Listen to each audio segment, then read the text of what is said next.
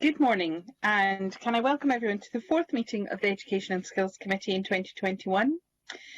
Please can everyone turn their mobile phones and other devices to silent for the duration of the meeting. Our first item today is to decide whether to take agenda items 4 and 6 in private. Do any members object? If they do, could you please put an R in the chat?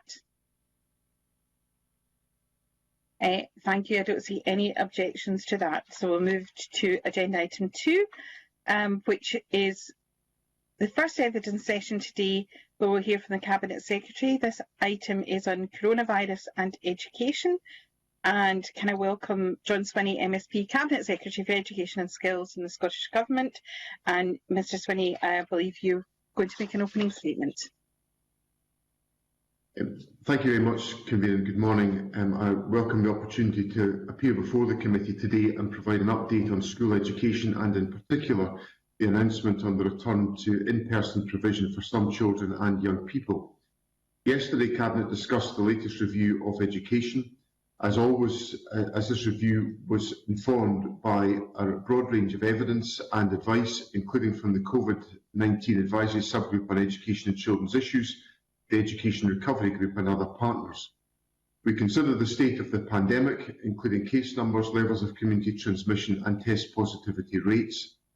Fundamental to all of this was consideration of the 4 harms with which members will be familiar. Cabinet strongly agreed that any relaxation of measures should be undertaken in a progressive and sustainable way, enabling time for the system to plan for each change and then for us to monitor its impacts. The relaxation of restrictions too soon or at too great a scale would be likely to lead to an upsurge in community transmission. However, the evidence indicates that children and young people do not transmit the new variant at higher rates than adults. In fact, the youngest age group of children returning on the 22nd of February represent a lower transmission risk, and there is currently no evidence that this new variant has a more severe impact on children and young people.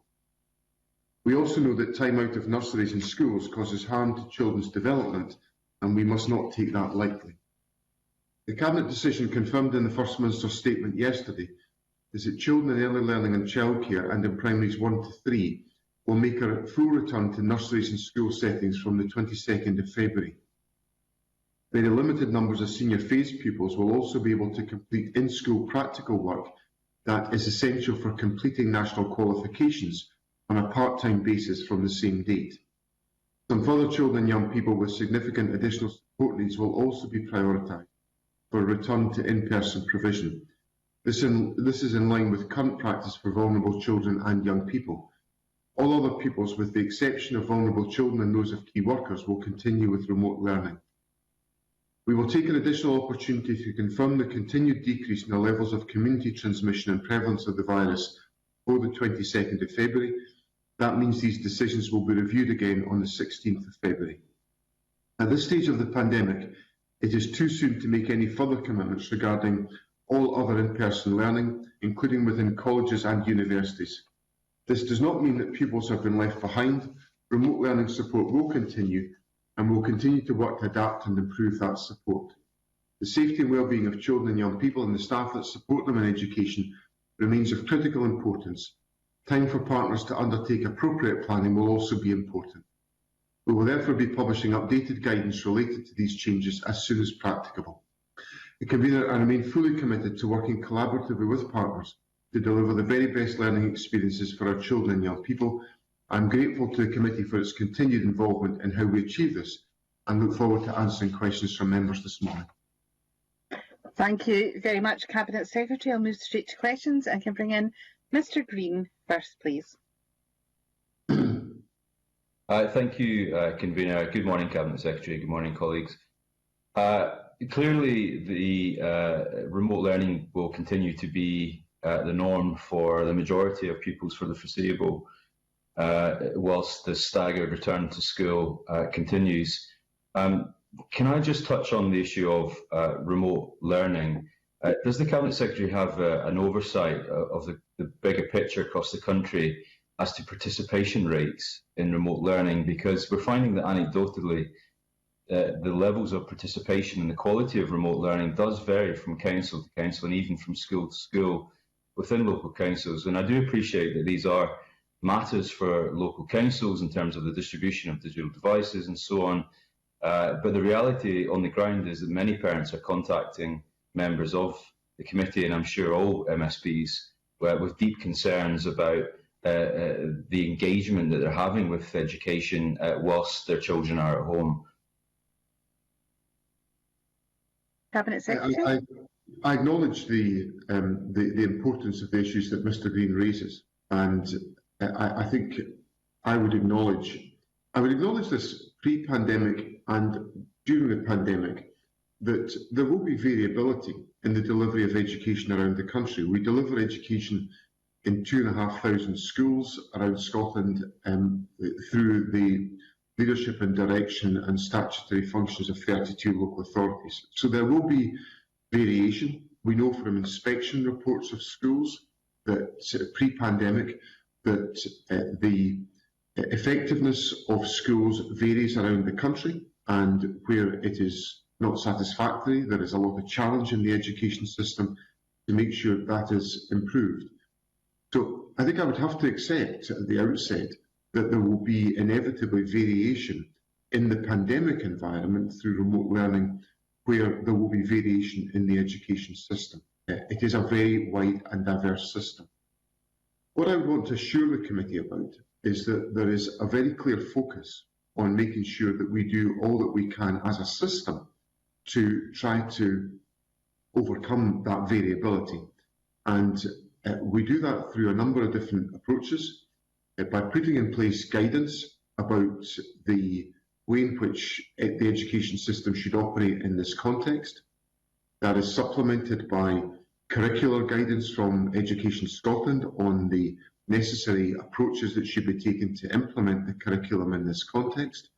And there has been a significant change of emphasis, I think it would be fair to say, in the curricular guidance to an emphasis on ensuring that the well-being of children and young people is properly supported through remote learning. And then obviously Her Majesty's Inspectorate of Education are undertaking weekly reviews, which are now being published, on the effectiveness of remote learning, and also some of the providing some challenge to the delivery of remote learning. And then all of this activity is assessed and discussed by the Education Recovery Group, where we have pretty open discussions and honest discussions about effectiveness to try to address these issues. So I hope that gives Mr. Green and the committee a flavour of the steps that have been taken to try to ensure that we have we take the broadest possible account of the experience of children and young people and families during what I recognise to be a period of significant disruption. Absolutely. I think everyone accepts that the extraordinary events of the last year have meant that teachers in schools have had to react in very different ways to teach. Teaching remotely is far from ideal. Teaching face-to-face is best for all concerned, both teachers and pupils. However, the fact remains is that for many pupils, the majority of the teaching of the last year has been remotely. And therefore, the crux of my question is, that was 11 months ago we first decided to close schools. How can it be the case that there is such diversity of quality and range of remote learning experiences? I mean, let me ask a specific question, Cabinet Secretary. Do you know how many children or households, whichever statistic you have available to you, still do not have adequate access to digital devices or broadband to meaningfully participate in remote learning? And I'm looking for a number or a percentage. If I can address two different elements in Mr. Green's question. The first element is about the performance and delivery of remote learning in the current environment, and I think I think it's been pretty much acknowledged widely across the education system that what is being delivered in terms of remote learning now is a significant enhancement on the performance that was delivered in the spring of last year when we dealt with an emergency situation. So what I think that is indicative of is that schools have used the opportunity since the emergency situation back in the spring of 2020 prepare for the possible eventuality of remote learning, which we didn't have to face significantly between August and December, when full-time face-to-face learning was able to be delivered, that they have prepared for this and are now in a much stronger position. And I've seen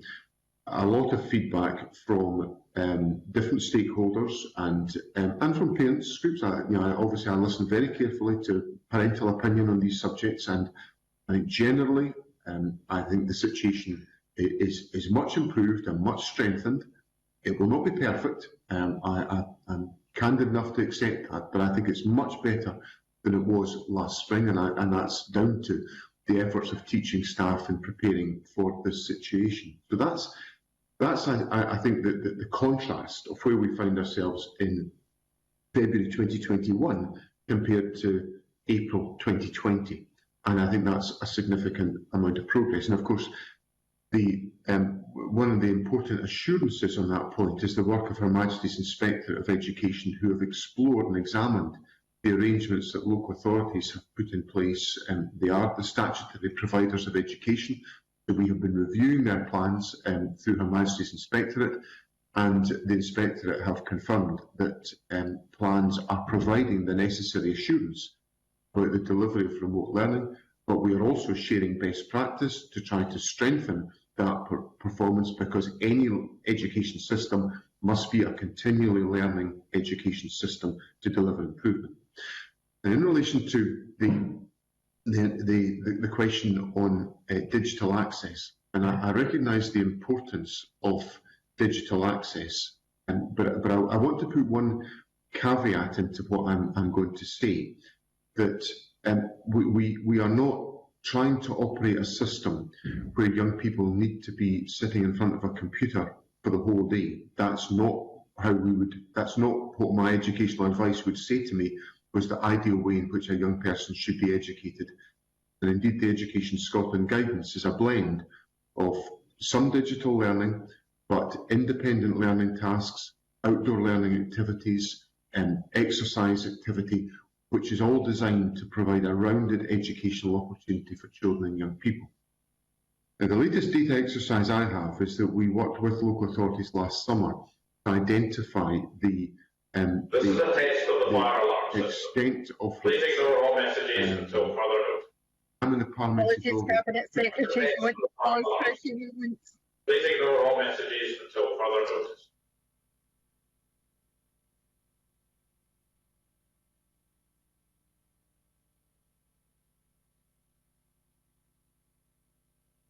I'm not sure if that's it finished, Cabinet Secretary. Are we probably going to have an overstatement? I've not actually had a noise, Convener, so we'll work on, but it may be a silent fire alarm, the point of which I'm not quite sure I understand, but it won't appeal to your interests in the safety issues. Okay, thank you. Please continue. On the last data collection exercise that we undertook with local authorities last summer, I identified that there were about 77,000 young people who did not have sufficient and appropriate digital access. And we worked with local authorities last summer. The government obviously procured about 25,000 devices ourselves, and we distributed them to local authorities. Authorities also asked us for financial flexibility, because some authorities have different approaches. Some have extensive digital provision programmes in place, others less so. So we worked with local authorities to provide the resources to address that digital deficit. And the data I have available to me indicates that 77,000 young people's needs have been met through a combination of devices and connectivity packages. We've put in place, obviously, additional financial resources to enable local authorities to meet any further challenges they face, whether that's about staffing or about digital access. And I know that local authorities are working closely with their schools to make sure that they address any of these issues. So I can't give Mr. Green an update on the position other than the fact that we have met the digital... The test of the fire alarm system is now complete. Please follow all safety announcements that we've met The test of the fire alarm system. Please follow all safety announcements. So we've met the digital identified in our last data collection exercise, and we're obviously working with local authorities, and local authorities are working with schools to enable any further issues are addressed. Mr. Green, got many members coming in. Do you want to come back? Are you content? Yeah, so I appreciate there's lots of interest in this morning's session, and to be fair, they were relatively long answers, but I do want to follow up, because I think it sounds to me like the Cabinet Secretary is saying that 77,000 children had insufficient access to devices and connectivity to participate in remote learning, and that has now been needed. That implies that there are no children out there who are struggling to access online learning. I'm afraid to say I simply don't believe that.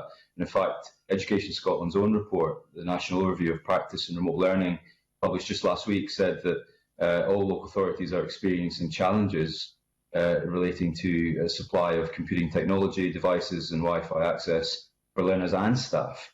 And in many cases, children and young people have access to only a single shared device at home, and that's more than nearly a year into this pandemic. So I simply don't accept, especially given the casework that we're getting in, that all children's needs are being met. And I would implore the Cabinet Secretary that if he thinks that demand has been met, to review those figures and do a further piece of work to ensure that no child is left behind, especially as we come on to issues of attainment, which I'm sure we will, and hopefully I can come back and ask more questions on later.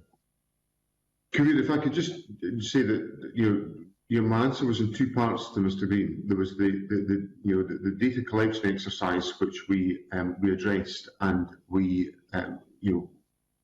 in the previous exercise in the summer of last year. And then in January, I allocated a further £45 million to local authorities with flexibility for them to be able to address any further issues. And that flexibility, I think, has been welcomed by local authorities to enable them to meet any particular challenges they have in the delivery of remote learning. And obviously, we will continue. We've got reporting streams in place with local authorities to identify how that money has been used and what further steps we need to take.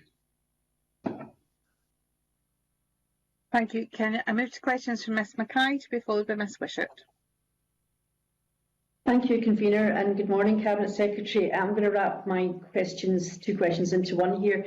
Can I ask about the professional learning, if there's ongoing learning for teachers and staff in local authorities with regards to remote learning, the pedagogy of remote learning?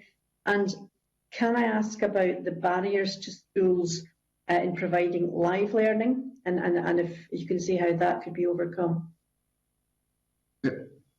Convener, on the first point, there is an active professional learning programme in place, which is a combination of resources and approaches put in place by Education Scotland, working alongside programmes that are put in place by local authorities, and some of these are jointly delivered. On digital learning, there's been very high levels of participation in the Education Scotland programmes put in place from members of staff. There have been, I don't have the number at the front of my head, but thousands of staff have been involved in various webinars and training courses to increase their digital activity and digital confidence, I would say. That's been, I think, very important work to make sure that staff do not feel there are obstacles in the way of properly participating. And then individual local authorities will be taking forward tailored programmes, working with school staff, and indeed I took part yesterday in a session, a professional learning session with St Andrews and St Bride's High School in East Kilbride, which was focused very much on how do we adapt pedagogy for a remote learning environment. And it was invigorating hearing some of the ways in which professional practice have been adapted by that individual school to support and to address the issues that Ms Mackay puts to me. In relation to the second part of the question has just slipped my mind. If I could have a reminder, sorry. Just relating to live learning. Yes, how sorry. Could be overcome? Yes, on live learning, there are some there's obviously some procedural and policy points that individual local authorities have to consider because of their statutory responsibilities for data protection and for privacy considerations. Now, I think in most local authority areas, those issues have been addressed and resolved, and there are no impediments to live learning in place. Some of that work involves work at LNCT level to make sure that there is agreement between professional associations and local authorities on the approaches to the delivery of live learning. And from the information that I've certainly been privy to, those discussions have been perfectly satisfactory and have resolved the issues to remove any of these obstacles. And there is a mixture of live learning that is offered as part of the delivery of remote learning. Thank you. Thank you, Convener. That's me. Thank you. That's me. Thank you. Ms. Bishop, to be followed by Mr. Gray, please. Thank you, Convener, and good morning, Cabinet Secretary. The First Minister said yesterday that the asymptomatic testing offer will be in place as soon as possible to support schools' return.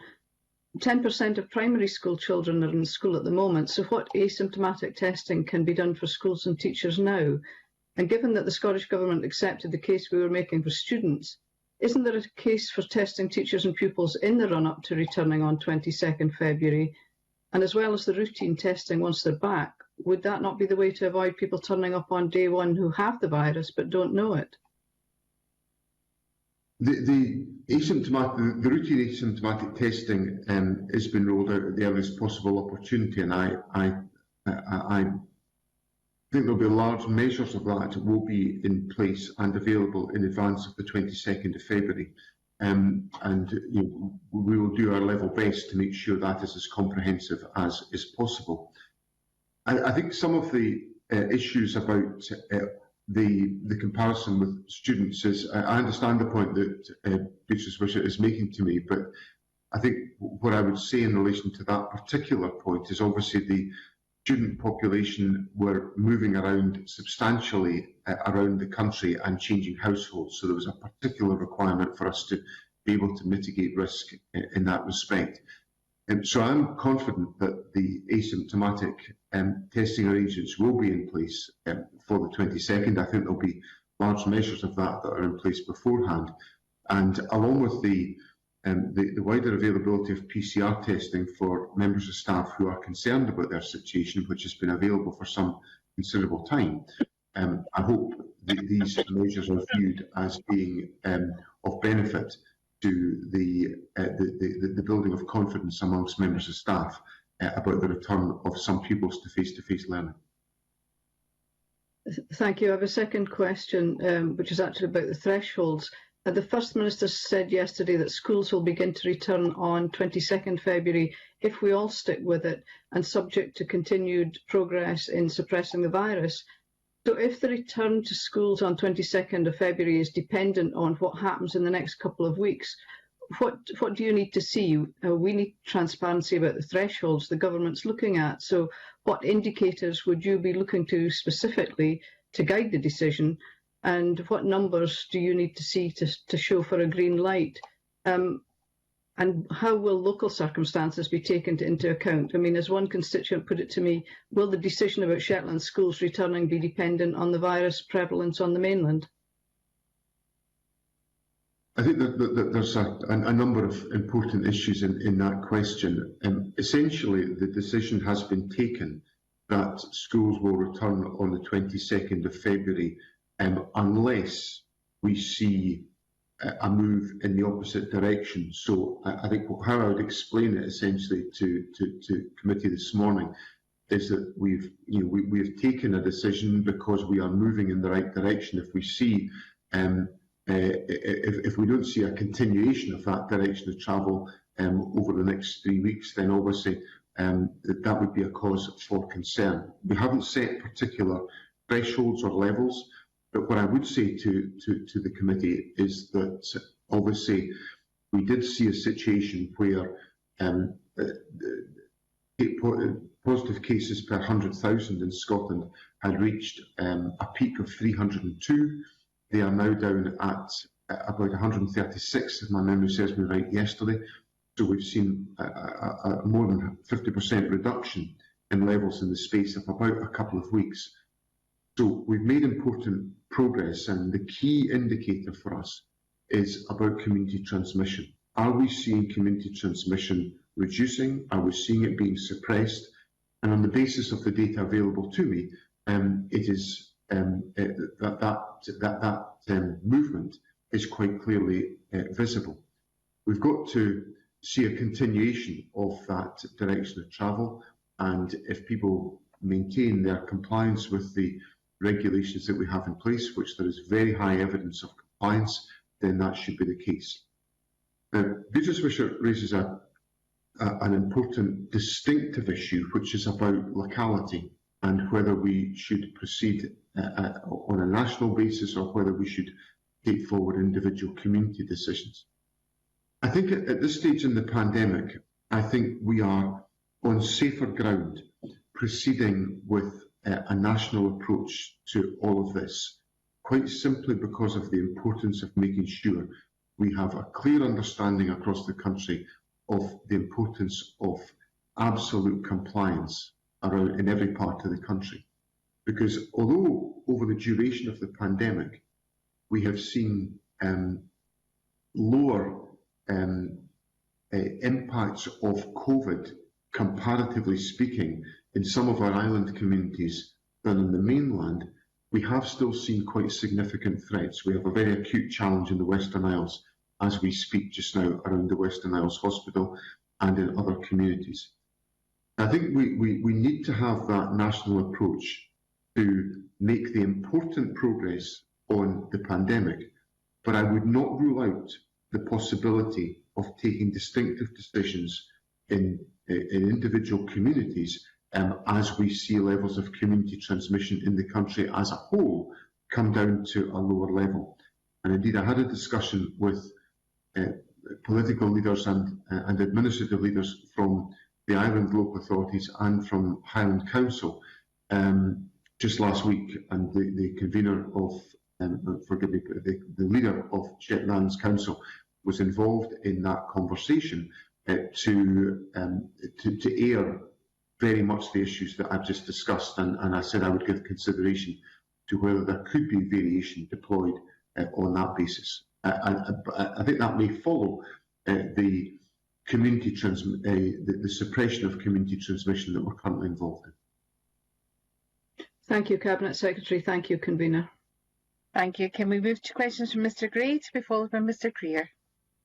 Thanks very much, Convener. I have a question about remote learning, but before that, maybe I could ask a follow-up to Beatrice Wishart's questions. Yesterday, Cabinet Secretary, in the announcements that the government made around the very limited return of senior phase pupils in secondary schools, you said, I think, that you would not expect that to mean more than 8 to 10% of the school roll being present. And I just wondered, firstly, there are some secondary school pupils attending school, of course, at the moment, children of key workers and vulnerable children. Does that 8 to 10% include those who are already there? And how will you control that? That seems like a very difficult thing to control. The proportion of secondary school pupils that are currently, or that have generally been in school as part of the vulnerable category and the children of key workers has averaged out to around about 3% on a pretty consistent basis since the commencement of these arrangements in January. The number that we gave yesterday was the possibility on the senior phase grouping of between 5 and 8%.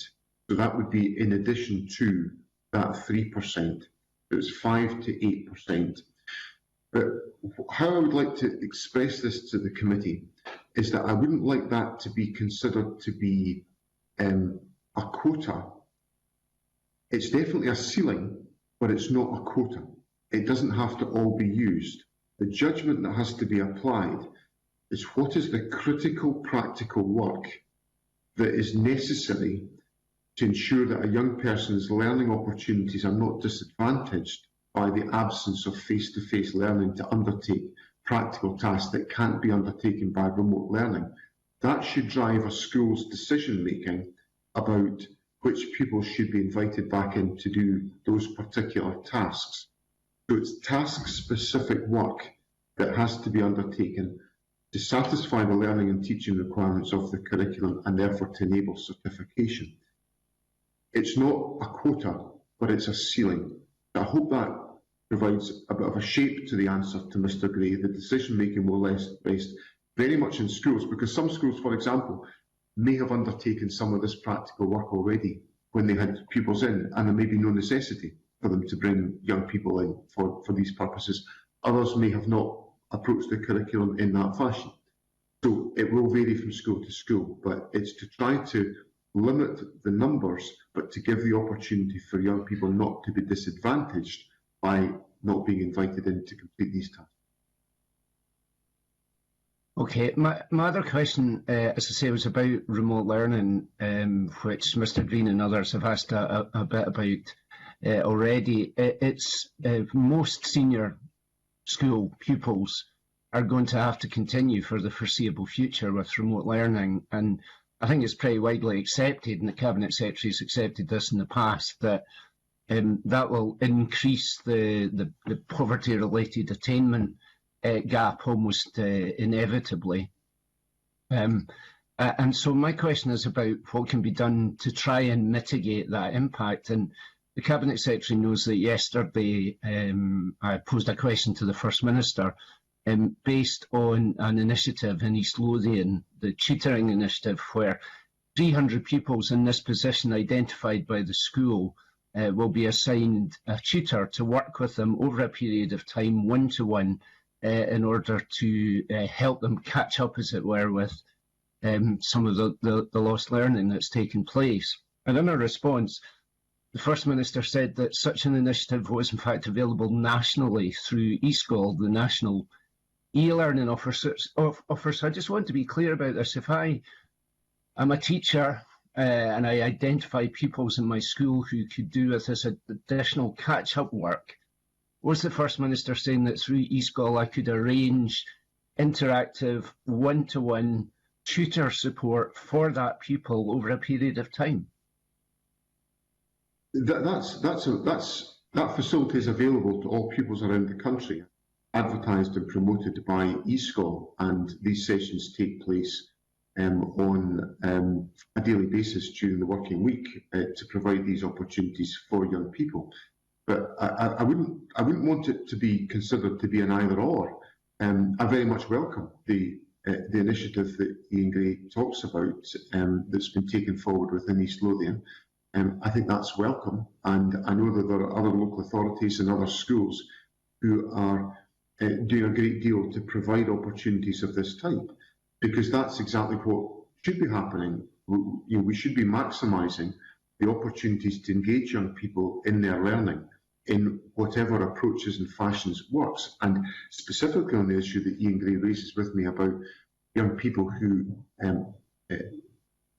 are or may be experiencing disadvantage, the whole theory behind closing the poverty-related attainment gap and the strategy the government has taken has been to recognise there are some pupils that require additional assistance and intervention to ensure that they can overcome the barriers to learning that they experience because of their background in poverty. So schools will be taking differential approaches to reach young people, and I applaud them for doing that. And if there are additional measures taken at the local authority level, we've obviously provided additional resources to local authorities and also said to them they have flexibility about how best to use those resources. I haven't prescribed how those resources should be used to make sure that the needs of young people can be met in this context.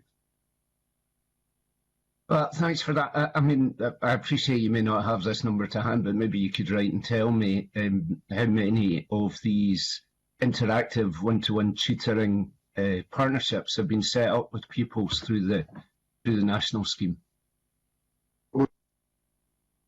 Provide data on the volume of engagement initiatives. What I would also say to Mr Gray is that obviously part of the role of the reviews that are being undertaken on a weekly basis by Her Majesty's Inspectorate are not only to provide assurance about the delivery of remote learning, which I think increasingly they are so doing, but also to be a platform for the sharing of best practice.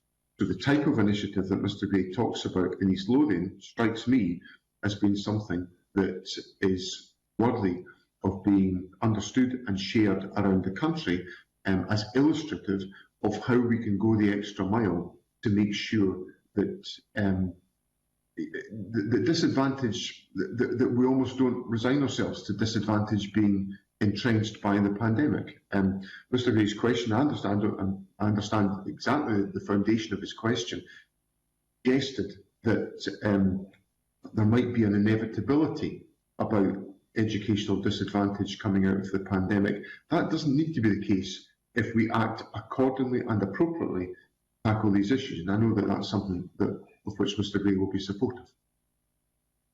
Thank you.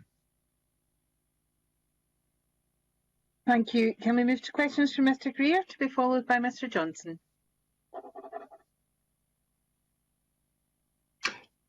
Thank you, Convener, and good morning, Cabinet Secretary. I'd like to just return for a moment to the purpose of the phased return of senior secondary pupils. You mentioned that this was for the completion of practical work, unavoidably practical work. Can I just get some clarity on exactly what you mean by that? Is the purpose of this to complete literally practical work in terms of science experiments, subjects like woodwork, etc., or is it to produce written work, for example, under exam conditions, so that the requirements of the SQA can be met for the purpose of evidencing? Put to me, so it's about a work that is necessary to fulfil the curriculum, because we have to make sure that young people are able to fulfil the curriculum and to undertake the learning and teaching that is involved in the curriculum to enable them then to be certificated. So it's about trying to make sure that the practical work that needs to be undertaken for learning and teaching purposes cannot be undertaken remotely and be carried out physically within school, so that there's no disadvantage to young people in that context.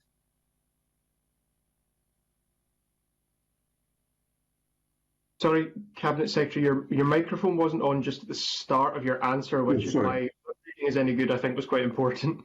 Right, but it kind of was the most important part of my answer, and not to say that the rest of it wasn't superbly enlightening, but what I said was that it was the first group of examples that Mr Greer put to me were the purposes of the return. So it's for argument's sake, the practical woodwork, the use of specialist equipment to solder something together, or whatever that happens to be. Thank you. I'm glad I checked that. Second question is following up on a question that I asked the Cabinet Secretary, I think 2 weeks ago now, in a statement that he gave to Parliament on the issue of special school staff and the question of whether or not they should be prioritised for the vaccine, given the role they undertake, in many cases being somewhat similar to that of social care staff.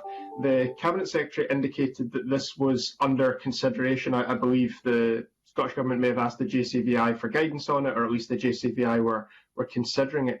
Could the Cabinet Secretary give an update on what considerations have been made and the timescale on which a decision around such prioritisation would be made? I'm very happy to do so. We have in fact written to Directors of Education to ask them to identify staff that are undertaking tasks in relation to the support of young people with complex needs that are essentially of equivalence to health and social care style activity, so that they can be included in the group of staff who already under JCVI criteria are eligible for the vaccine. So it's not changing the JCVI approach, it is simply adding in members of staff in an educational setting who are undertaking tasks that are essentially health and social care style activity, albeit in the education setting, to get the vaccine. So we've written to directors of education to essentially get them to identify the relevant staff and they will be vaccinated. And I'm happy to confirm that to committee today. Thank you, Cabinet Secretary. That actually answers a question that I wrote to you with earlier this morning as well, so that's much appreciated. Thank you. That's all from me, Convener. Thank you, Mr Greer. Can we move to questions from Mr Johnson, to be followed by Mr Neil? Thank you, Convener. As we move through this school term, I think there is going to be increasing attention on assessment for qualifications. And having had a look through what has been published by the SQA so far, I just wanted to seek some clarification, because looking at the guidance so far, it looks like only guidance for National 5 has been published rather than for higher. And digging into that, it looks as though the evidence that's being asked for by the SQA is essentially takes the form of class tests under examination conditions. And I just would be interested in the Cabinet Secretary's understanding as whether that is the case. And secondly, there are going to clearly be issues and complexities with delivering class tests like that until schools return full time, at least for the senior phase. And I'm just wondering if the Cabinet Secretary has concerns along those lines.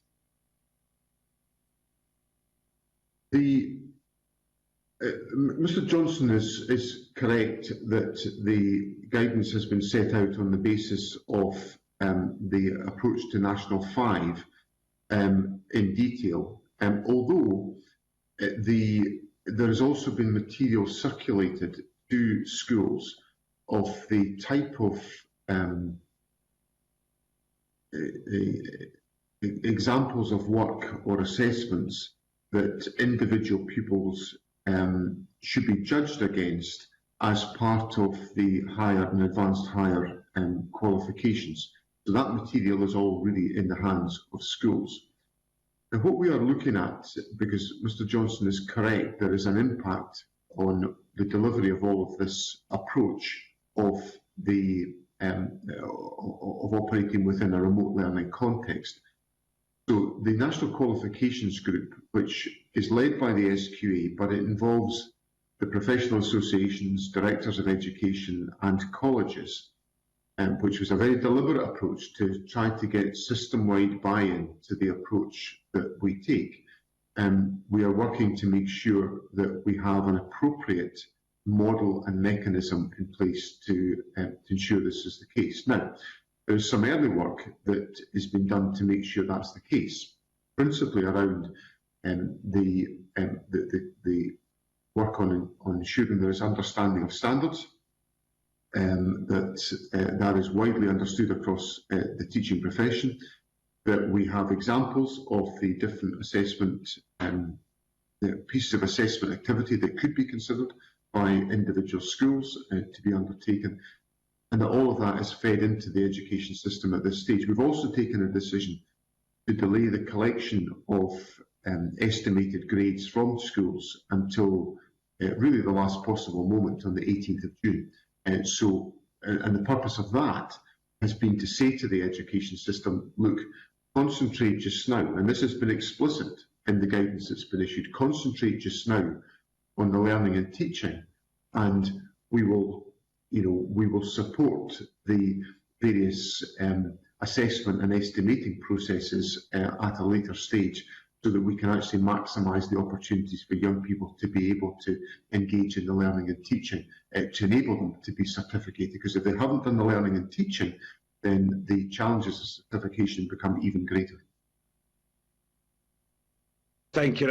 On that last point, I'd just like to ask a further question. But before I do, I mean, I'm concerned that we're sitting here at the beginning of February, and certainly in terms of what I can see on the SQA website, we still don't actually have those guidelines for hires and advanced hires.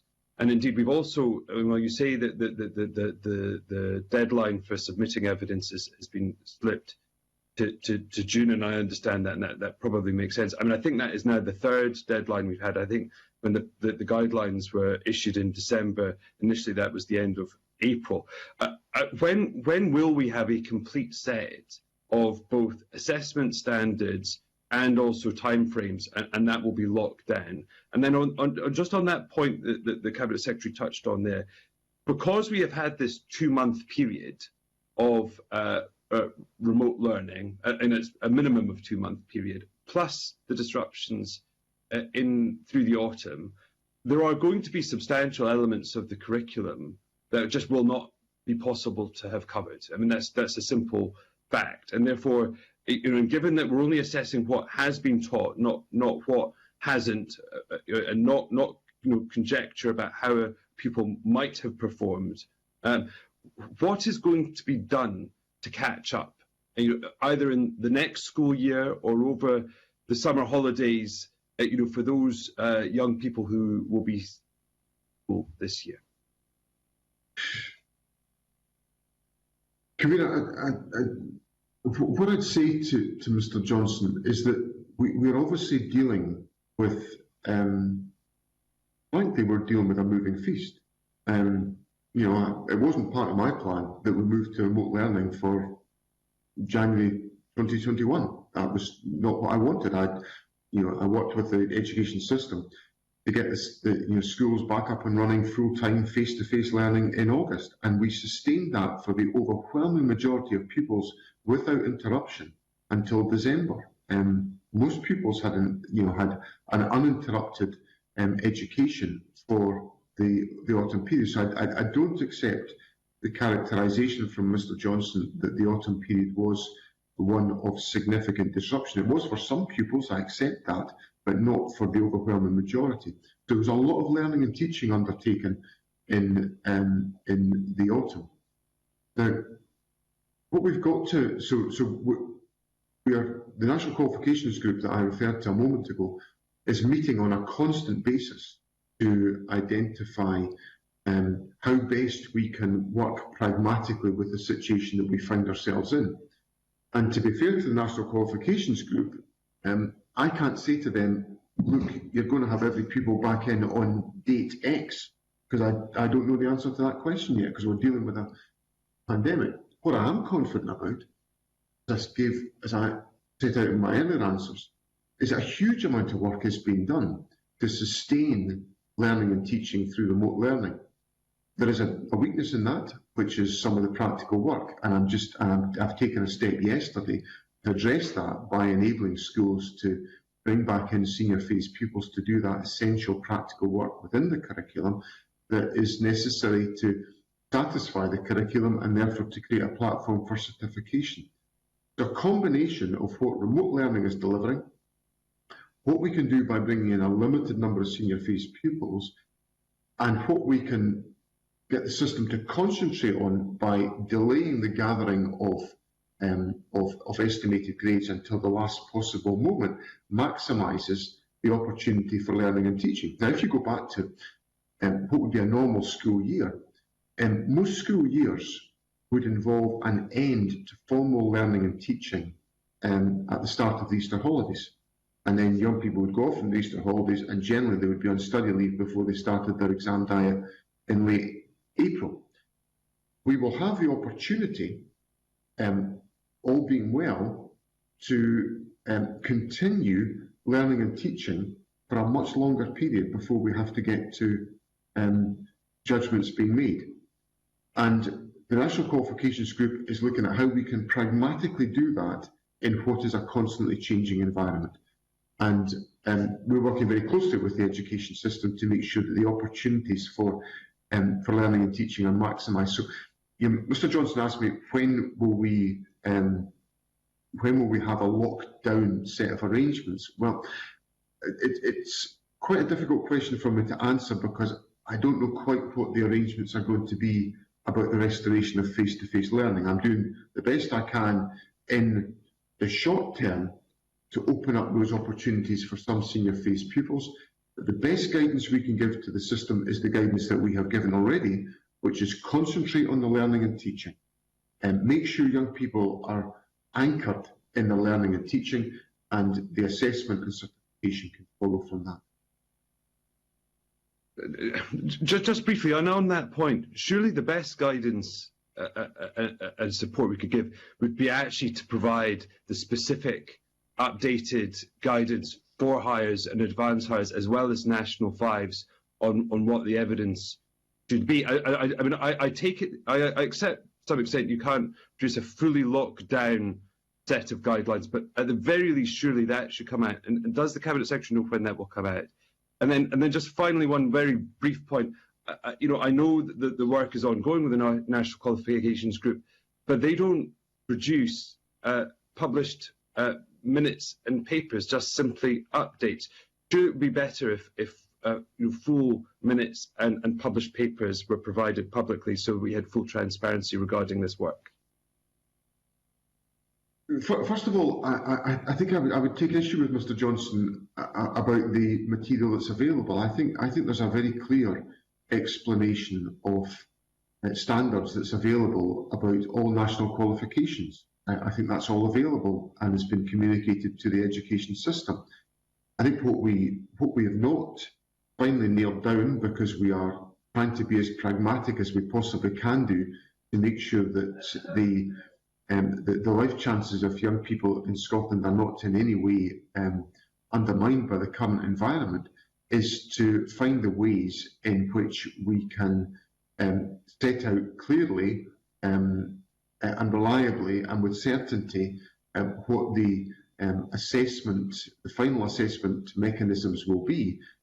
There's a lot of work been done about understanding standards to make sure that the teaching profession are aware of what is expected within particular qualifications, and then to be able to apply those in their final judgments. And that work is underway. In relation to the National Qualifications Group, the National Qualifications Group is designed to provide clear and authoritative guidance to the education system. Now, they will, I don't think that process is served by publication of weekly minutes, because they will be wrestling with different evolving factors on an ongoing basis. And when we've got a kind of meaningful piece of guidance to share with the education system, that is shared with the education system promptly. And I think that's a better way to operate than perhaps have speculation about whether, based on the minutes, they might go in this direction or that direction. I think it's better to give that guidance when it's ready and it's agreed across the education system. Thank you, Mr. Stoney. We move to questions from Mr. Neil, to be followed by Mr. Mundell. John, you would have seen the report that came out yesterday, a very important report, scientific report, showing that people who've been vaccinated, transmission is reduced by them by up to about 2/3. In the light of that evidence, and given what has been said previously about the vaccination of teachers being a priority, can you update us on where you are on the general principle of vaccination of teachers?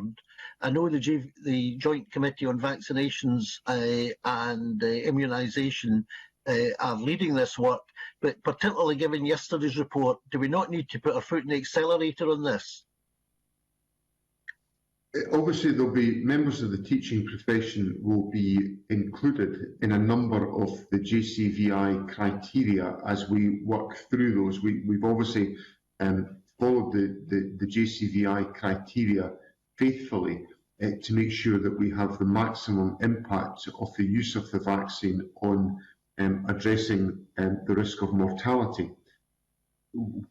So many members of the teaching profession in a variety of age and clinical groupings will be vaccinated. There is obviously ongoing discussion with the JCVI about other prioritisation that may relate to workforce groupings. and we'll continue to engage with the JCVI on that important question. But I think the foundation of the advice that we've had from the JCVI obliges us to follow the risk of mortality, and that's the approach the government is taking. In relation to the general vaccine rollout, of course, we've set out a programme of vaccination, and that is going to timetable, and I'm confident that the various benchmarks that were set out will be achieved. Keith, in terms of mortality, once you're past the first wave, then the importance of, the mortality is very clearly based largely, not exclusively, but largely on age. And therefore, once you've completed the first wave of first two waves of vaccination, then the issue of mortality doesn't rear its head nearly as importantly. And given that the Scottish Government's policy is that the priority is to get schools back full time, should we not be getting the JVI, the Joint Vaccination Committee, to be looking at this beyond mortality? I understand why the priorities that exist are there, because clearly the threat to the health service is the overriding consideration, and that's driven by hospitalisation and mortality rates. But once the first group of people, if you like, over 55 to 60 group, are dealt with, then surely there's a degree of flexibility, and we need a bit of thinking, because if the priority, which is quite rightly should be, is to get the schools back, there is a strong case for bringing forward, especially given the age profile. There's proportionally now many more teachers under 50 than what used to be the case because of recruitment and so on. Is there not now a case for really putting some pressure on the Joint Committee to look at this from a wider perspective? I understand, Convener, the rationale of Mr Neill's question, and I would contend that discussion is being actively explored with the Joint Committee. Mr Neil is correct in his assessment that once the priority groups are identified, the overwhelming majority, in excess of 90% of the mortality risk, is addressed by the vaccination. So that then opens up a question about what should be the prioritisation thereafter, and that issue is being explored, and I'm not in a position today to say any more about how far that is progressing. I would also say that quite clearly the announcements that were made yesterday about the expansion of asymptomatic testing within the school staff is an important element of providing further reassurance, in addition to the existing arrangements we have in place where members of staff are able to pursue PCR testing if they wish to do so, to provide them with assurance if they are anxious about any risk that they may face or any condition that they are suffering. Of you can have the testing policy until you get the vaccination done, but that's good if we're going to put some pressure on the Joint Committee to take a wider perspective, because it seems as though that's absolutely essential. The focus so far has been on secondary education. Can I bring it back a wee bit to primary education? As you rightly said, the level of transmission amongst younger pupils is very low, certainly much lower than the community average. So can I ask two questions in relation to primary? First of all, what is the rationale for only bringing back, subject to all the conditions you outlined, on the 22nd of February, P1 to P3, and why not also bring back P4 to P7 is my first question. And the second one is particularly in relation to P7 pupils. As we know, the most difficult time when pupils tend to face major problems is in transitioning from primary to secondary education. And I'm hearing a lot of parents and teachers with a lot of concern about primary, but particularly about primary 7, because they have to prepare for going to secondary. And while, even with the best will in the world, they're not getting what they would be getting in terms of the quality or amount of educational support that they would be getting at school. So I know you can't be prescriptive, but it seems to me that getting primaries 4 to 7 back full-time is very important, and particularly primary 7, because they have a lot of catching up to do in order to get to secondary with the best chance of success in secondary. Frankly, there's no easy way through some of these dilemmas, and they are dilemmas, because part of what we have to do is to take decisions based on the strategic context of where we are with the state of the pandemic. So we've obviously been in a critical position from Boxing Day onwards, and the level of concern there was within government, based on the evidence in front of us, merited the actions that we took on the 4th of January in the application of severe restrictions. Now, since then, we've seen us reducing from a peak of 302 cases per 100,000 to about 136, I think the number is, of yesterday. So significant progress has been made in reducing the prevalence, but we are not yet in an entirely comfortable position. So we have to take decisions that are proportionate to the scale of the pandemic within the country today. So that essentially answers one element of why we have not been able to bring back early learning and childcare and the whole of the primary sector. The second observation I would make is that for children in early learning and primary 1 to 3, the educational advice that I have is that those young people find it more challenging to engage in remote learning than primary 4 to primary 7 pupils. So on a judgment, if we accept that because of the state of the pandemic, we can't have the whole of the primary sector back, when we make a choice about, well, which part of it can we have back, we are making that judgment based on the rationale about educational engagement, because the advice I have is that it is more appropriate to bring back P1 to P3 children who will find remote learning more challenging than face-to-face learning. So those are the two elements to my answer. We have to be careful and proportionate, so only one part can come back. And secondly, we have to make sure that we make the maximum educational impact as a consequence.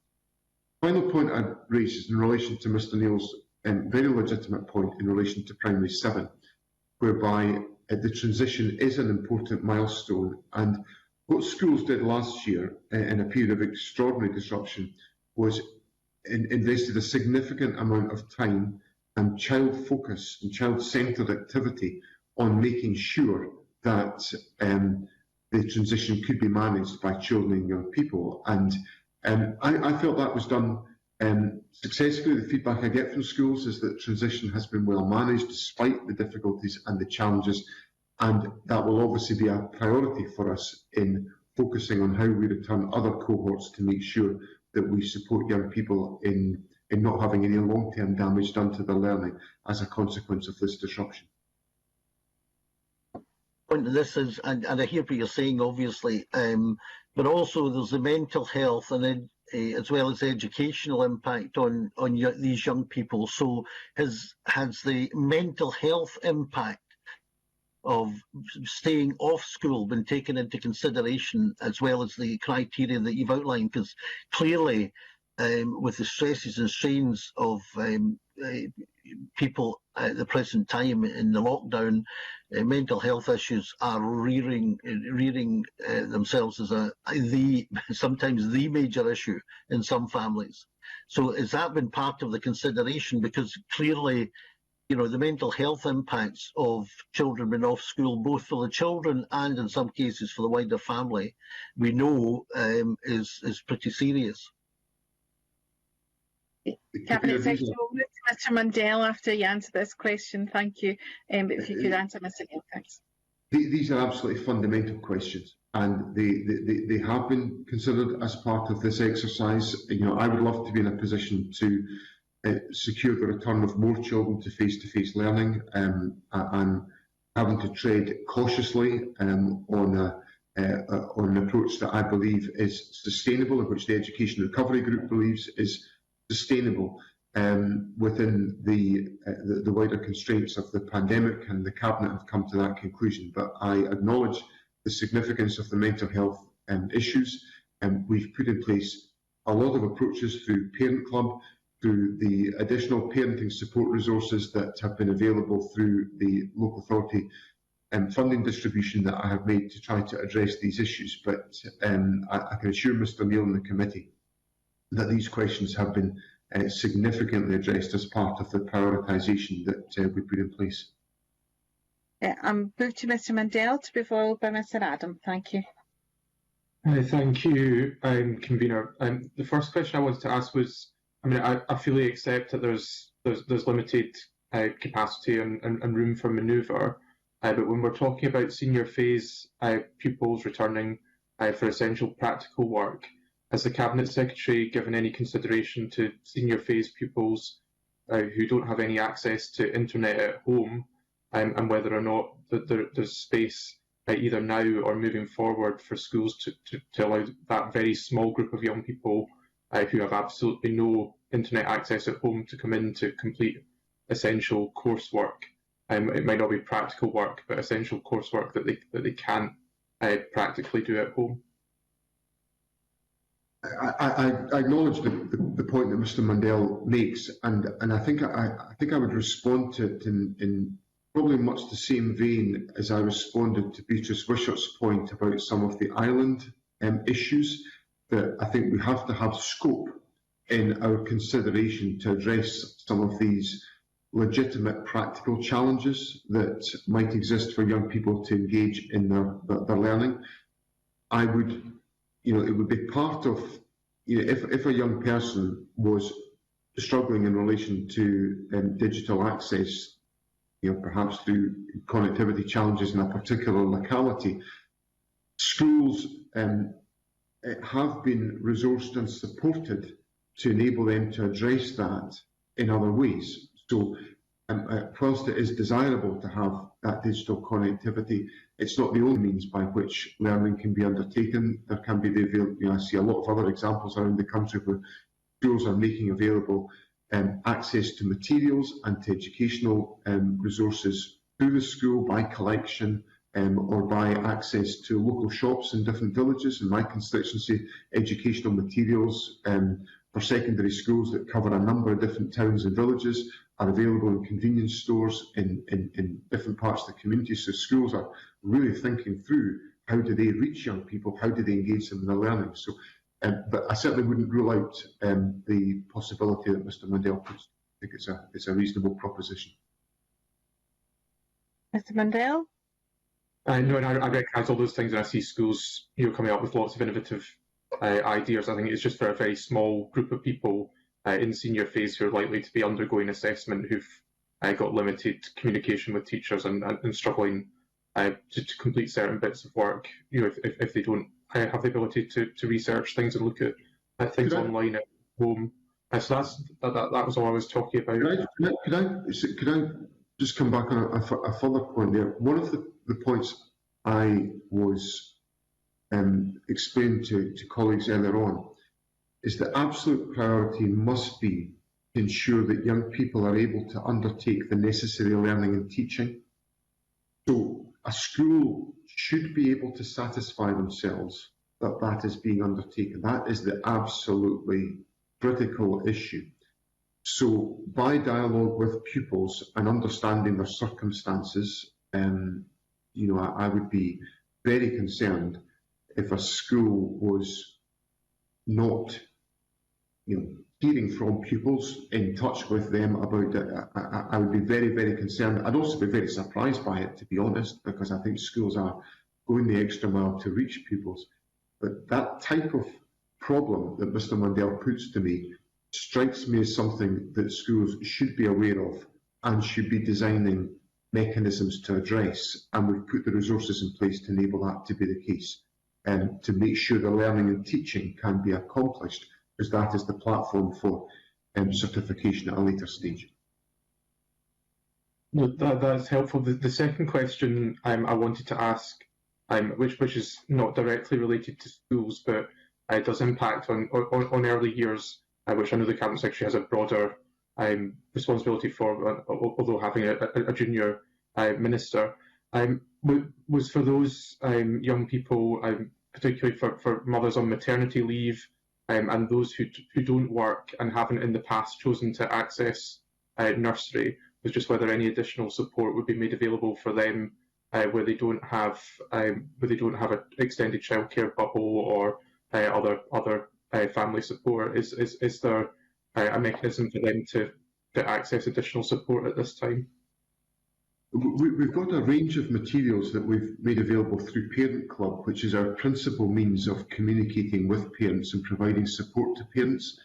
And there's a lot of good resources available through Parent Club. Obviously, Education Scotland, it provides learning propositions through the Scotland Learns element of its work for each stage of the curriculum, early stage, first level, second level, third level. So all of that is available through learning tasks via Education Scotland. We also made explicit provision in response to suggestions made to us by opposition parties in some of the dialogue that we've had around about priorities for investment. In the last round of investment that was made through the £45 million announcement, whereby we gave local authorities scope to spend those resources on specific measures to assist parents as they face these challenges. And there is obviously flexibility for local authorities to make choices in that respect if they consider there is the need to do so at local level.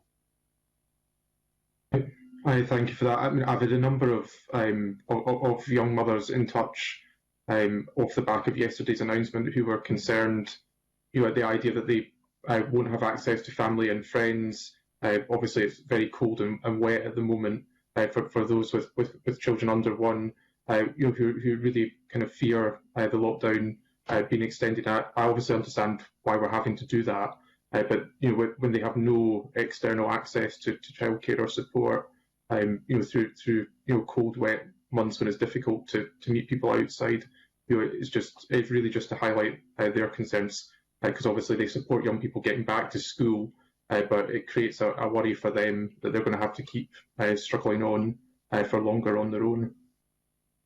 Yeah, obviously we've tried to maintain a range of childcare options through this. I appreciate the exact group that Mr Mundell is raising with me may not be accessing the childcare options that we would ordinarily have in place, and we have maintained those during this part of lockdown to make sure that there was a broad range of opportunities available.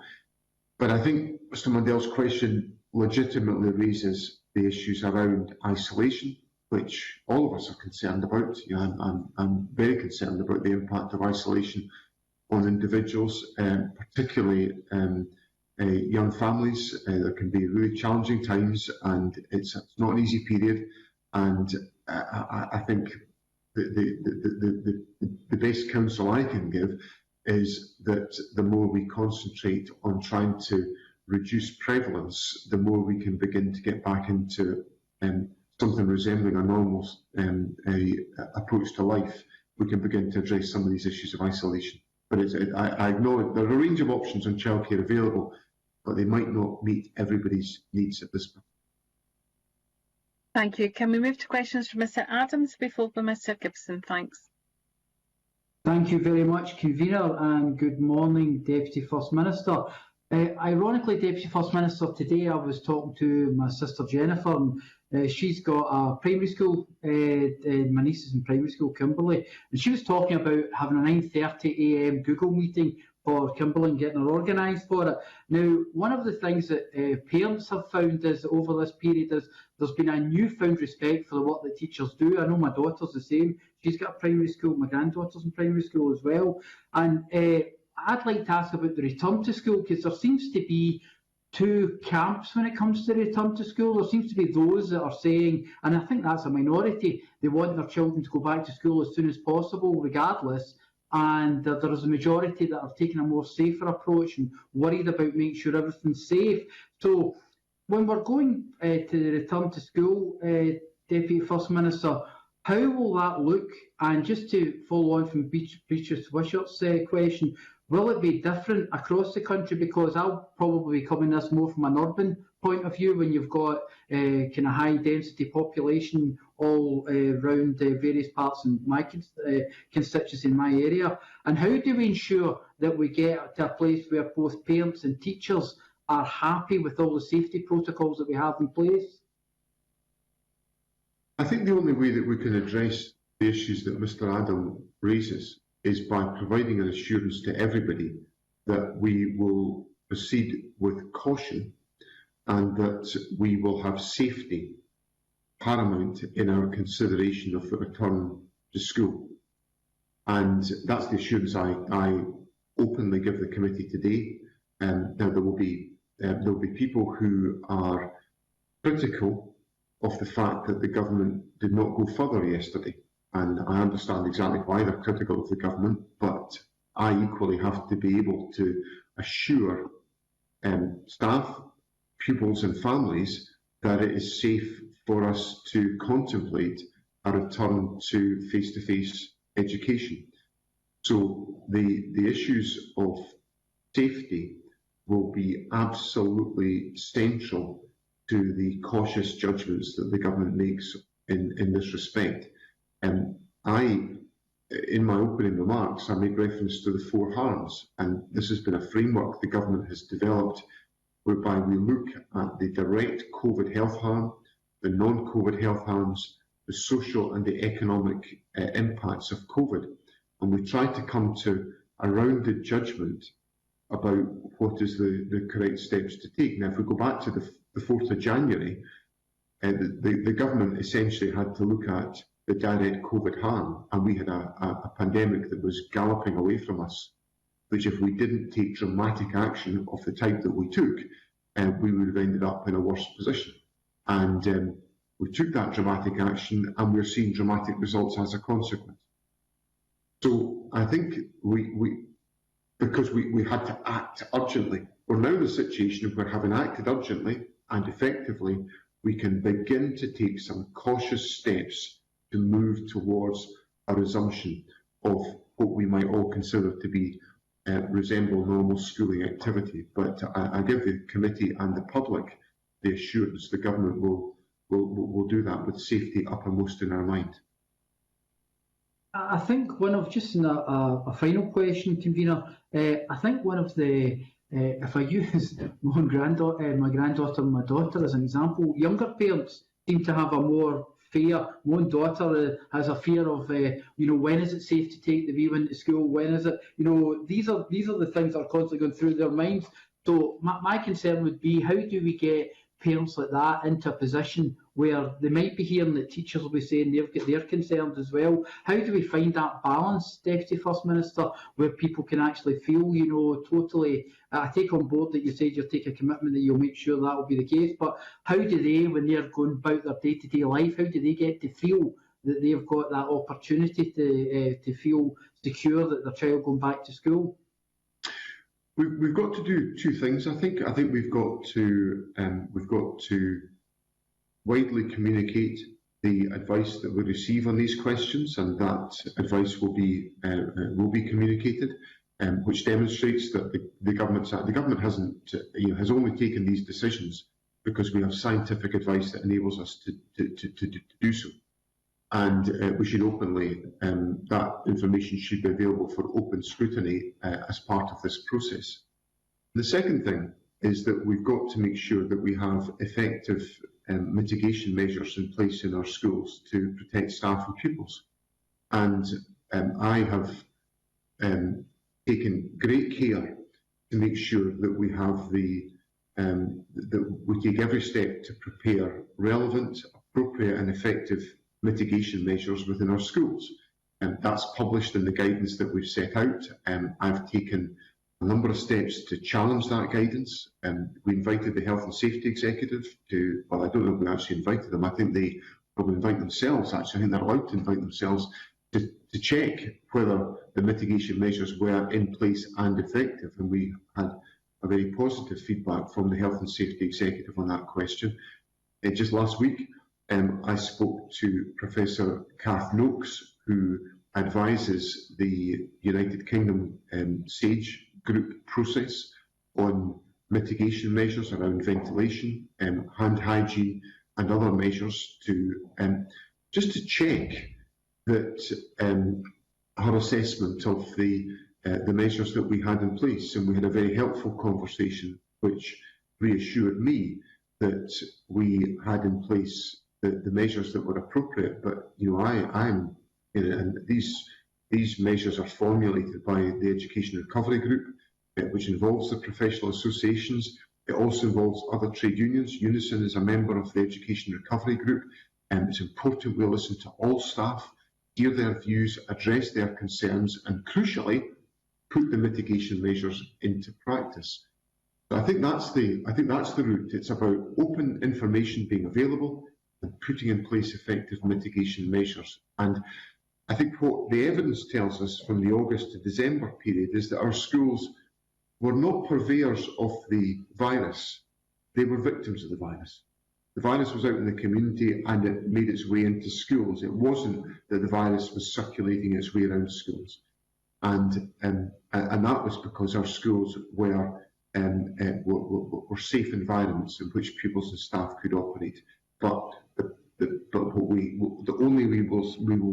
only way we will sustain that is if we reduce community transmission. Thank you. Can we move to questions from Mr. Gibson, please? First Minister, a host of additional education resources have been allocated since the start of the pandemic, over £200 million. As we move forward, where should the balance be struck in terms of providing any further resources directly to schools rather than local authorities? An interesting question here. I've been at pains to work with the education system to meet its needs and its requirements, and we have taken the route that we've taken through the pandemic has been to channel resources to local authorities for them to make decisions primarily about recruitment of additional staff, and that has generated over 1,400 additional teaching staff and over 200 additional support staff. And then to provide resources to local authorities to enable them to procure additional technology solutions in addition to what the government has put in place by our direct procurement, where we purchased and distributed 25,000 devices. Now, of course, we have other experience habitually through pupil equity funding, which has been paid directly to individual schools, enable them to take focused and targeted measures to close the poverty-related attainment gap. Now, generally, I am very satisfied by the effectiveness of the choices that have been made by schools in the use of pupil equity funding. So I've got confidence in the route that we could channel resources directly to schools to enable that to be the case. I think in the circumstances of the pandemic, where we needed to make sure we had effective support in place for all schools, channeling those resources through local authorities was the right decision to take, but it doesn't have to always be that way. Mr. Gibson?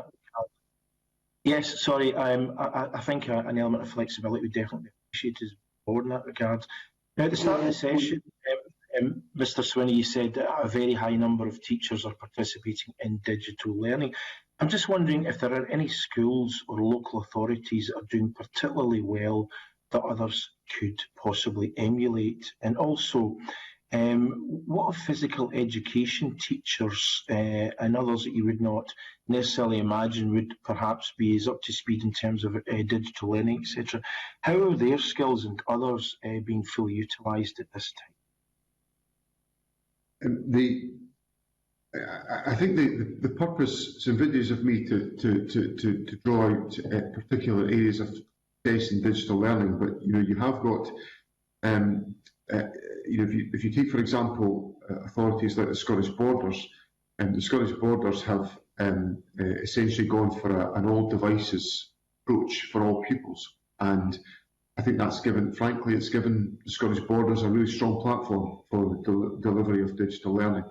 Other authorities have gone for much the same approach. The City of Glasgow is in a similar type of place, and so there have been a range of solutions that which I think create stronger platforms for the delivery of learning. But the reports by Her Majesty's Inspector of Education will draw out some of that good practice. Whether it will name individual schools is slightly invidious on behalf of Her Majesty's Inspectorate, but it will draw out that good practice.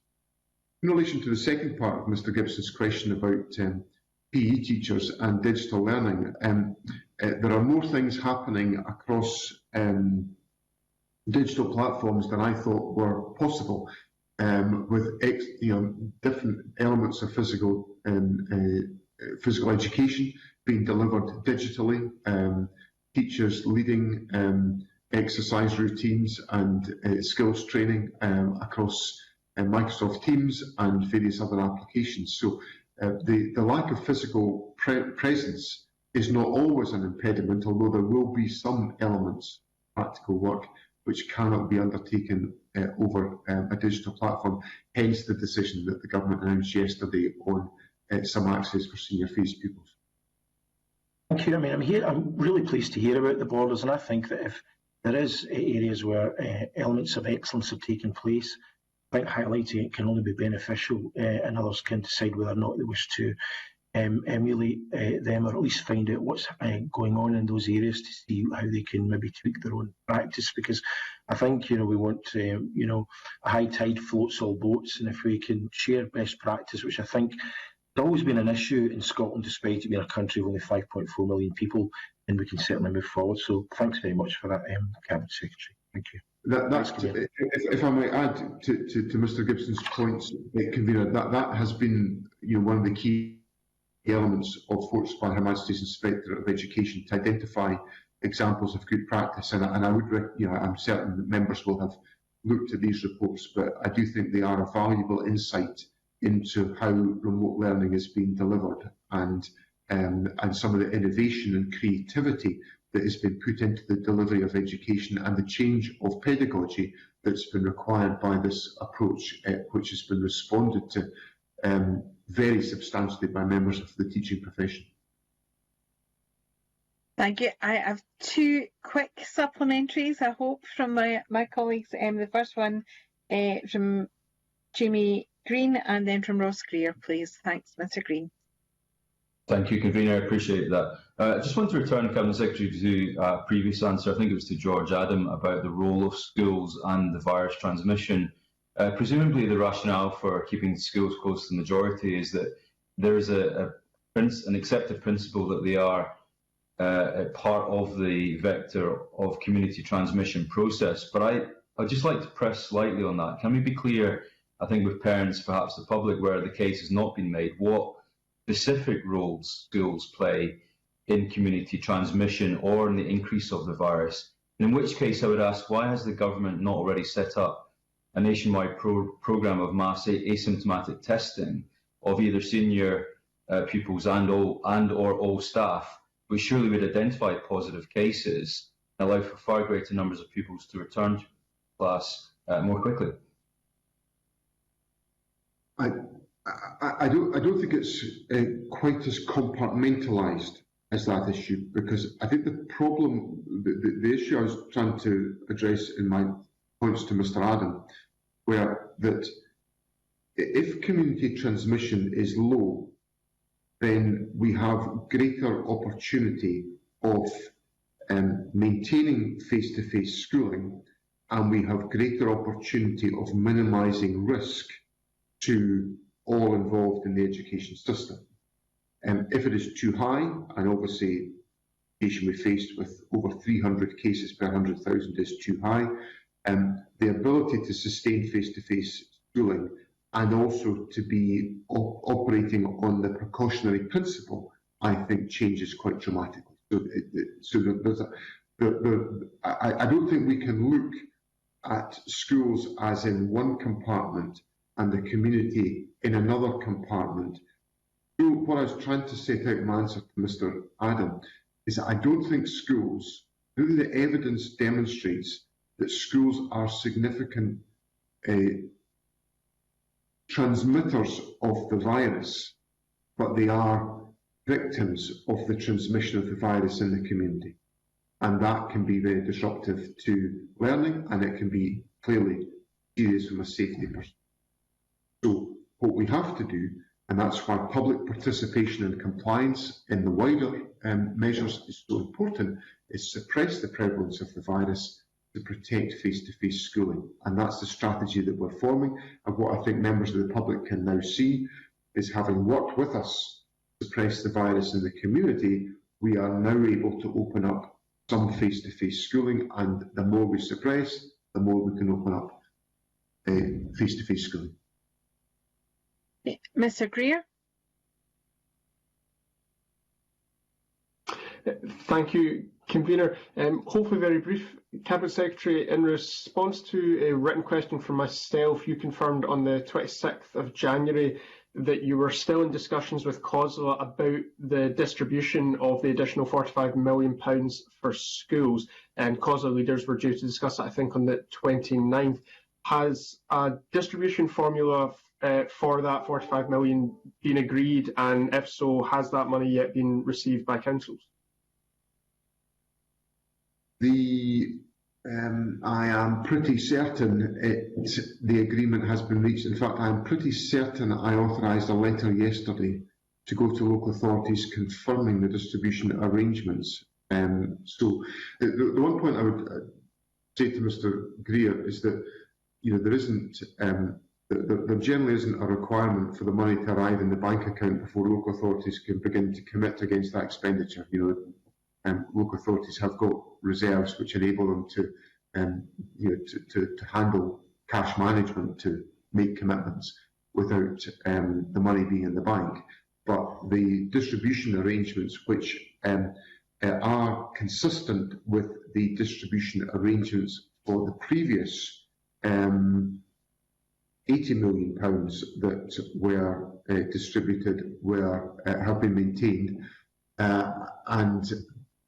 well, I just better protect myself that if there's a difference in that question, I'll write to the committee about it. But I'm pretty sure the distribution arrangements for the 80 million have been agreed have been the same for the 45 million, and that has been confirmed in writing to local authorities. And I'm now much more certain of that answer.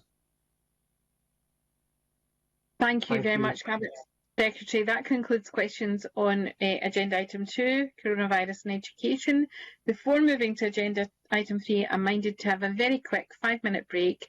If we could resume at 10:10, and we'll see the Cabinet Secretary then too. Thank you very much.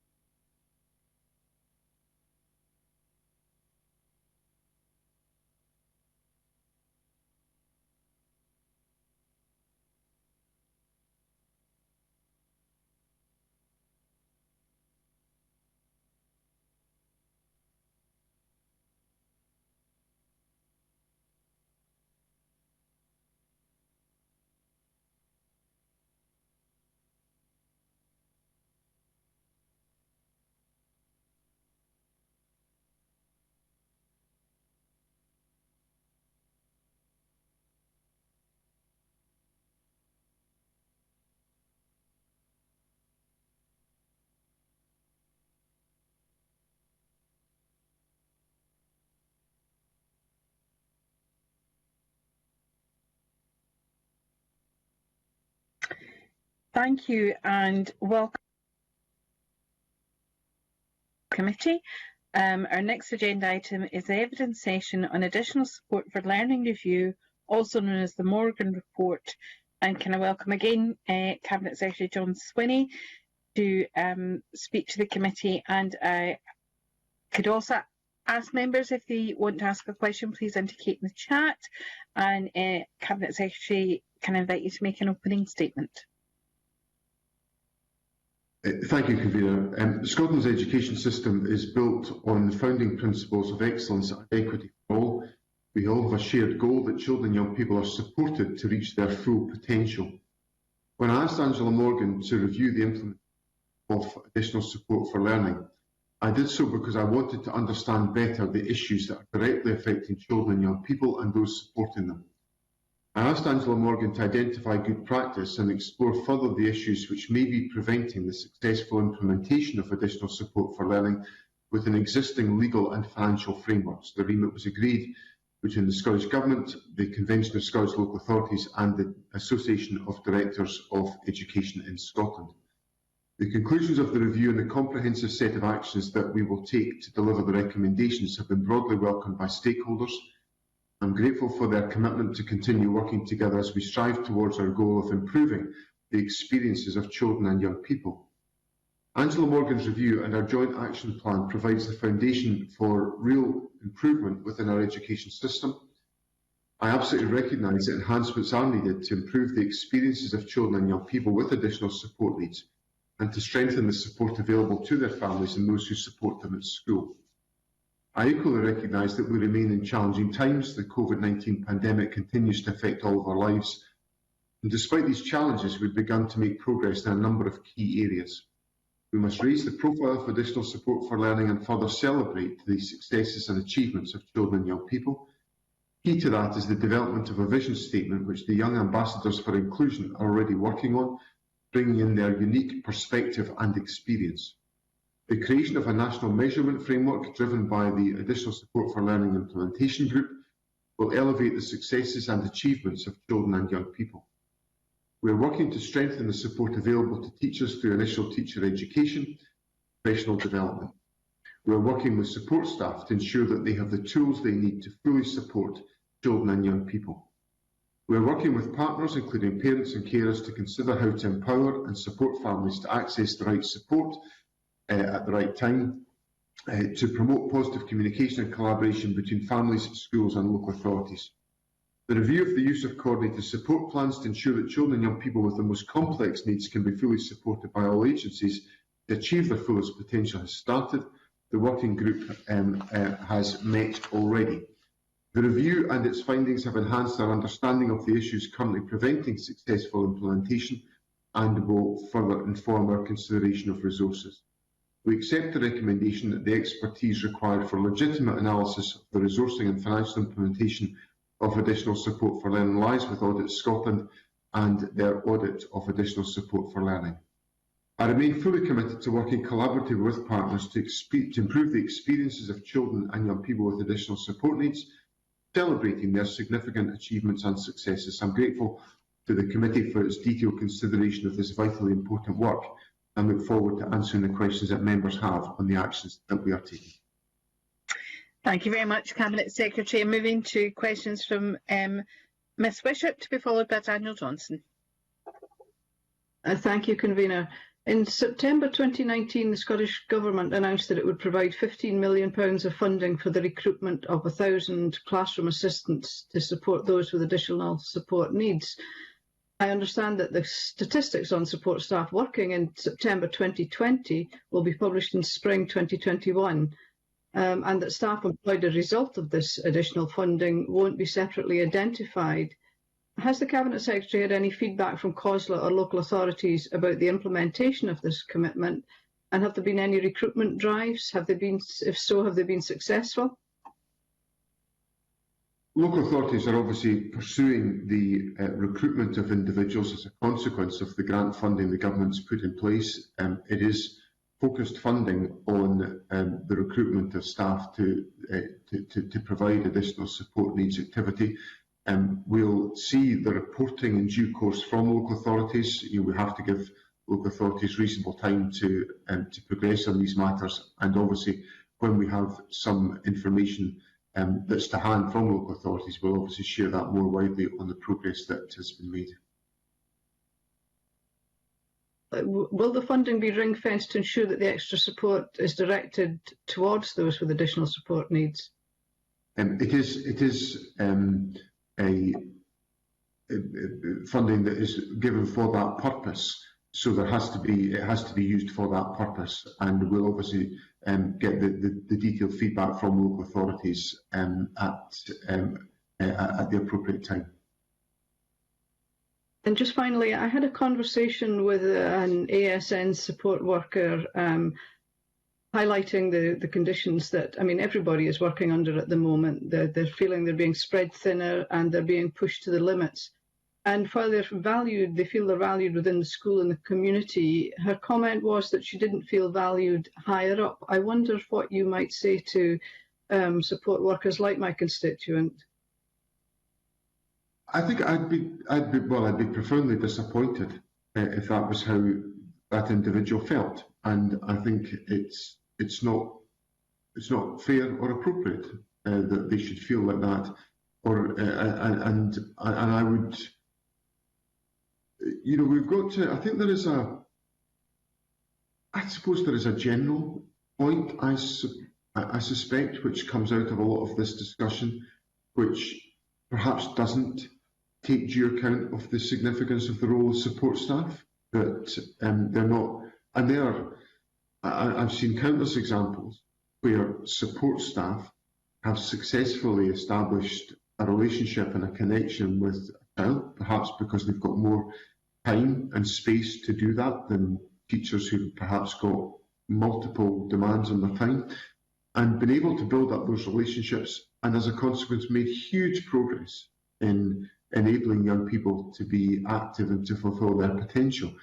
So I think it's one of the conclusions of Angela Morgan's review, and I have to say I was a bit startled when I saw this emerging from Angela Morgan's review, because it wasn't the way I felt. But if Angela Morgan felt that she had to include it in her recommendations, it must have been how other people were feeling, was that there's a certain undervaluing of the work of staff involved in additional support needs, which is at the heart of Beatrice Wishart's question. And that startled me. And I think the fact that Angela Morgan puts such emphasis and weight on that point is an issue that we have got to take very seriously, and I do take it very seriously. Thank you, Convener. Thank you. Mr Johnson, to be followed by Ms Mackay. Thank you, Convener. I've got a sort of broad question and a very specific one, and I'll start with the broad one. We had a number of people, including from ADES and Education Scotland, at our previous evidence session on this. And I have to say, I'm not convinced that their interpretation of the Morgan Review was the one that I had.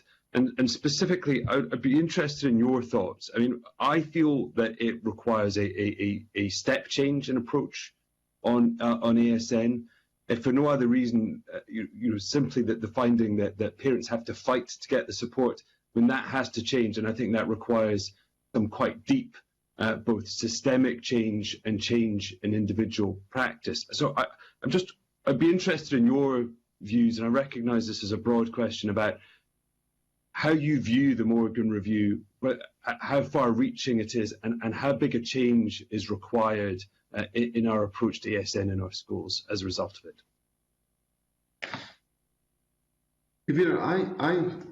I found, and I hope Daniel Johnson takes from my last answer to Beatrice Wishart, I began to get into some of this territory.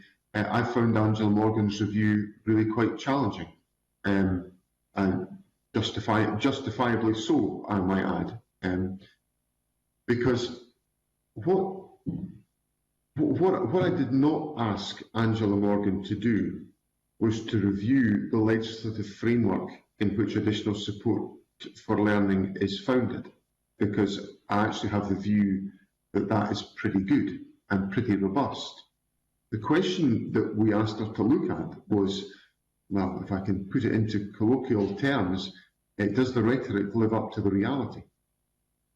Or is it the other way around? Does the reality live up to the rhetoric? I'm not sure which way around it is. And that's what I found challenging, because I thought Angela Morgan highlighted a difference between the reality and the rhetoric. So I would, so one of the specific points that Mr. Johnson's just put to me, is it acceptable for there to be a culture in which parents have got to fight for every inch of education that's available to their child with additional support for learning? No, they should not. It should be a collaboration. It should be an open discussion, friendly discussion, an accommodating discussion, in which we're all there with the objective of making sure the child, the young person, gets the support they require to thrive. And if that's not the experience of parents, then that's my view of what the law says should be happening. If that's not their experience, then Angela Morgan's review has appropriately shone a light into an area that needs to be the subject of challenge. Thank you. And I'd just like to ask some specific policy interventions, and the committee and the Cabinet Secretary know my interests in terms of additional support needs in neurodevelopmental disorders. So Edward Mountain recently asked about increased diagnostics in early years, and I think that was an interesting question. I wonder if there is a role for a greater use of, and I hesitate about calling them, screening, but better use of. And there are a lot of predictive tools that predict things like autistic spectrum disorder, ADHD. They're not diagnostic, but they can certainly put young people on a pathway to diagnosis. Is there a role for increased use of those within a school context? And then secondly, there's also been a call from a number of autism charities for there to be the creation of a commissioner for autism. Again, what's the Cabinet Secretary's view on that call, either specifically for autism or for a neurodiversity commissioner?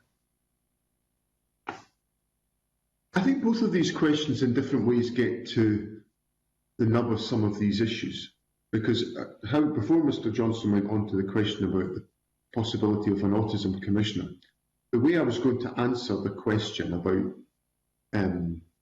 should there be more emphasis on diagnosis or pathways towards diagnosis, the way I was going to answer that question, it was actually how I'm going to answer the question, is that within early learning, it's actually even pre-early learning, within our whole approach to child support, whether it's the visits by health visitors in the early days, the visits by midwives in the early days of children, or the series of health visitor appointments that we ordinarily encourage families to have for their children, so that they can be assured about the development of their children. These are all part of the pathway of making sure that any needs of a child are properly identified at the earliest possible opportunity. And that needs to continue into early learning, which of course for some children we start at the age of 2, for most we start at the age of 3, and of course we're now going to, by this August, we'll be into 1,140 hours of early learning for these young people. We've got to be using that engagement to identify how best we can support individual children in their developmental journey. Just as a long session looking at the decision, the prioritisation the government has given for the return of early learning and childcare in the pandemic, we recognise the significance in developmental capacity for children. So all of that individual assessment of a young person, a child, their challenges, their issues, should be informing any further scrutiny that may be required about additional support needs. So that's how I see the system operating. So in a sense, I would like to think that is how we identify any individual children individual child that needs additional support. That would therefore, in my view, question whether it was necessary to have a specific commissioner to deal with children with autism, because ordinarily the needs of children would be identified within our system and met and supported within our system. But then to go back to the first question I answered from Mr. Johnson, Angela Morgan's review essentially says to us there's a difference between the rhetoric and the reality. So I can understand why people would argue for an autism commissioner or a neurodiverse commissioner, because they fear there is going to always be a difference between the rhetoric and the reality. And I suppose what Angela Morgan is challenging us to do, challenging me, local authorities, directors of education, all of us, is to make sure that the reality and the rhetoric are the same thing. That's all my questions, Convener. Thank you. And before I move to Ms Mackay, could I possibly ask a supplementary question myself, Cabinet Secretary? And it's because Mr Johnson raised this particular question that was raised about early years last week, and Minister Marie Todd was absolutely unequivocal in her response that there is no need to wait for a diagnosis or a reason if a need of a child has been identified, and that the support should be in place, absolutely. But of course, my own experience as representing constituencies is that that's not the case. And there's also the issue of transition from early years into primary school, where support that was in place and identified isn't being taken up with the Education Authority when they're moving into primary school. So when you say that this has to be challenged, who's responsible for that? Because obviously the parents are doing it, individual MSPs are doing it on behalf and advocating for parents. But what role does HMI and Education Scotland have in moving this forward, so that we're not just batting it between local authority and government continually? Part of the approach that I took to the composition of this review was to recognise this was a shared priority. This is not a parcel that should be passed between different tiers of government. This is a priority for all of us. And Parliament has passed a legislative framework, which I think is really strong. I don't think there's anything wrong with our legislative framework, but I do think what Angela Morgan's review does is challenge the gap between the rhetoric and the reality. We commissioned this jointly between the government, local authorities and directors of education. I did that deliberately so that the commissioning would be jointly owned and the addressing of the issues would be jointly owned. And we didn't, and frankly, that I didn't need to send in Her Majesty's Inspector of Education to check up whether it was happening or not. We would all actually take forward the type of change of culture. Now, I suppose I'm feeling a bit uneasy about that point, having listened to Mr Johnson's first question to me, because Mr Johnson, in his first question to me, said that when he had a variety of our partners in front of the committee, he didn't quite feel as if the challenge was being owned and addressed. And essentially what Angela Morgan says in her review is you have to own and accept and address this challenge, which we must do. Thank you, Cabinet Secretary. I'll move to Ms Mackay to be followed by Mr Greer. Thank you, Convener. Yes, I'd like to ask about coordinated support plans and the difficulties that there has been surrounding them. Can Cabinet Secretary say whether he still thinks these are fit for purpose, in the sense that many parents are unaware of them, and the ones that are often asked for the support, but the support isn't forthcoming, and there doesn't seem to be actually a coordinated support plan. Is that something that the Short Life Working Group will be looking at as a result of Angela Morgan's report? I think there are two aspects to this, two points in response to this question, Convener. The first is that I think, and this is very much my view of how additional support needs need to be made, and it goes back to my answer to Daniel Johnson. From day one, our care system, if I use that, our care and education system needs to be supporting families address any challenges and issues that their children face. Because what we know from all the research that's been done, the sooner we address any challenges a child faces, the better, because it will narrow any gaps that become more embedded in the years to come. So the model I see is that we should be identifying the earliest possible opportunity to intervene to provide the support that an individual child requires. That shouldn't need to wait for the formalisation of a coordinated support plan. That should just be the right thing to do if we are living out the rhetoric of getting it right for every child. So that should be the experience that families face, or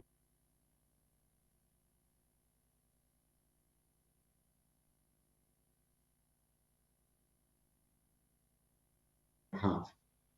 And then when, as matters develop, there may be a requirement for formalisation in the form of a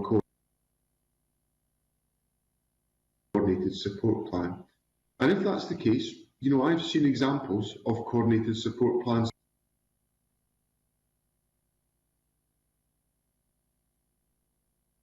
that have made a huge difference to the lives of individual children. They've given order to the type of support that is in place to meet the needs of individual children.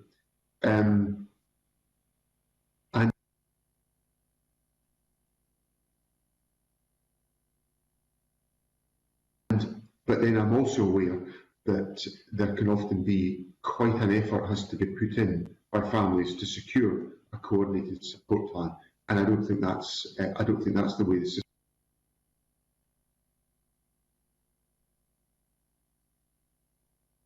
system is designed to operate. So I think generally all of this comes back to, I suppose, the fundamental challenge from Angela Morgan, which is about making sure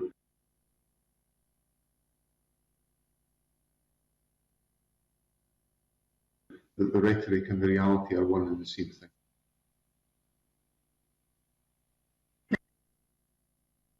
Ms. Mackay? Thank you, Convener. I'm just wondering whether the Cabinet Secretary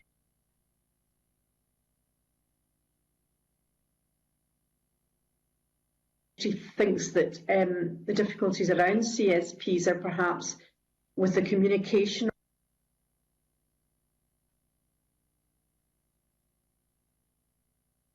of them and what they mean, and you know the lack of understanding perhaps as to you know exactly what you said, that you know children's needs should be addressed initially regardless, and this is a more formal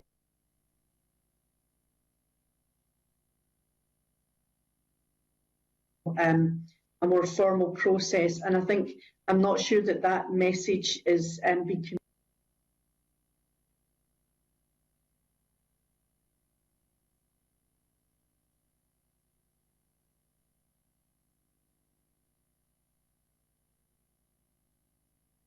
communicated properly to parents so that they fully understand what it means, because I mean,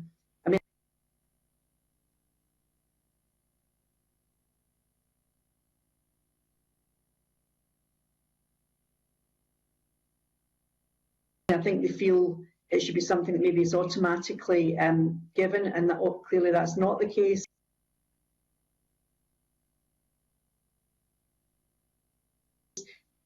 So is it maybe a communication problem that there is surrounding these?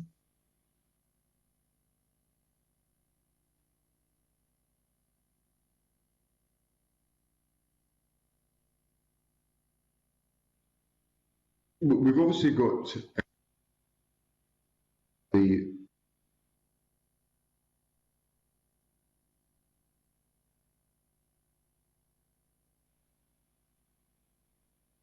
Short Life Working Group to Sorry, Mr. Swinney, we lost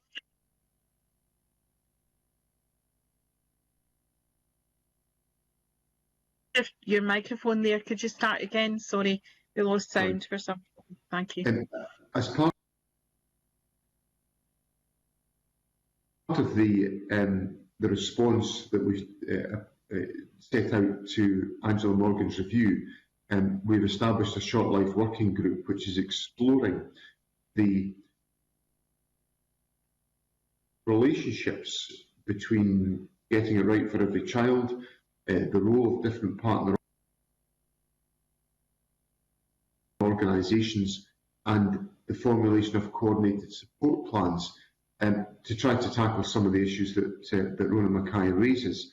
Because there's I think the questions that Rona Mackay has put to me, I think reflect some of the difficulty that can exist around the essentially taking a more formal route in this process, whereas I'm keen that we take a much more informal route, that we actually address needs as they present themselves in the education system, and we do that promptly and early. And by that means, we would actually avoid having to formulate coordinated support plans. They may be necessary in some circumstances, and that's absolutely right, but I'd rather we didn't wait for that.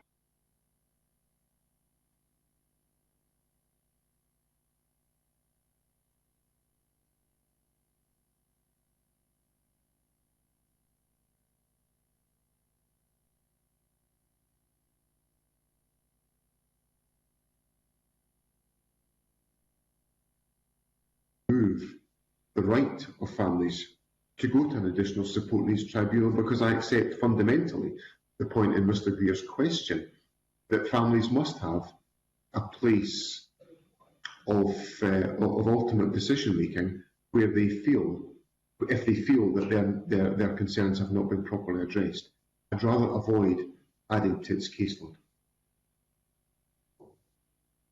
I agree, Cabinet Secretary. I'm sure we all agree that families shouldn't have to go to the SN Tribunal, that is a difficult and extremely challenging set of circumstances that would have to lead to that. But we know, as we've just discussed, as we've been discussing for years, that there are families, thousands of families across the country who are in this situation, who are struggling, who are not getting the support they need.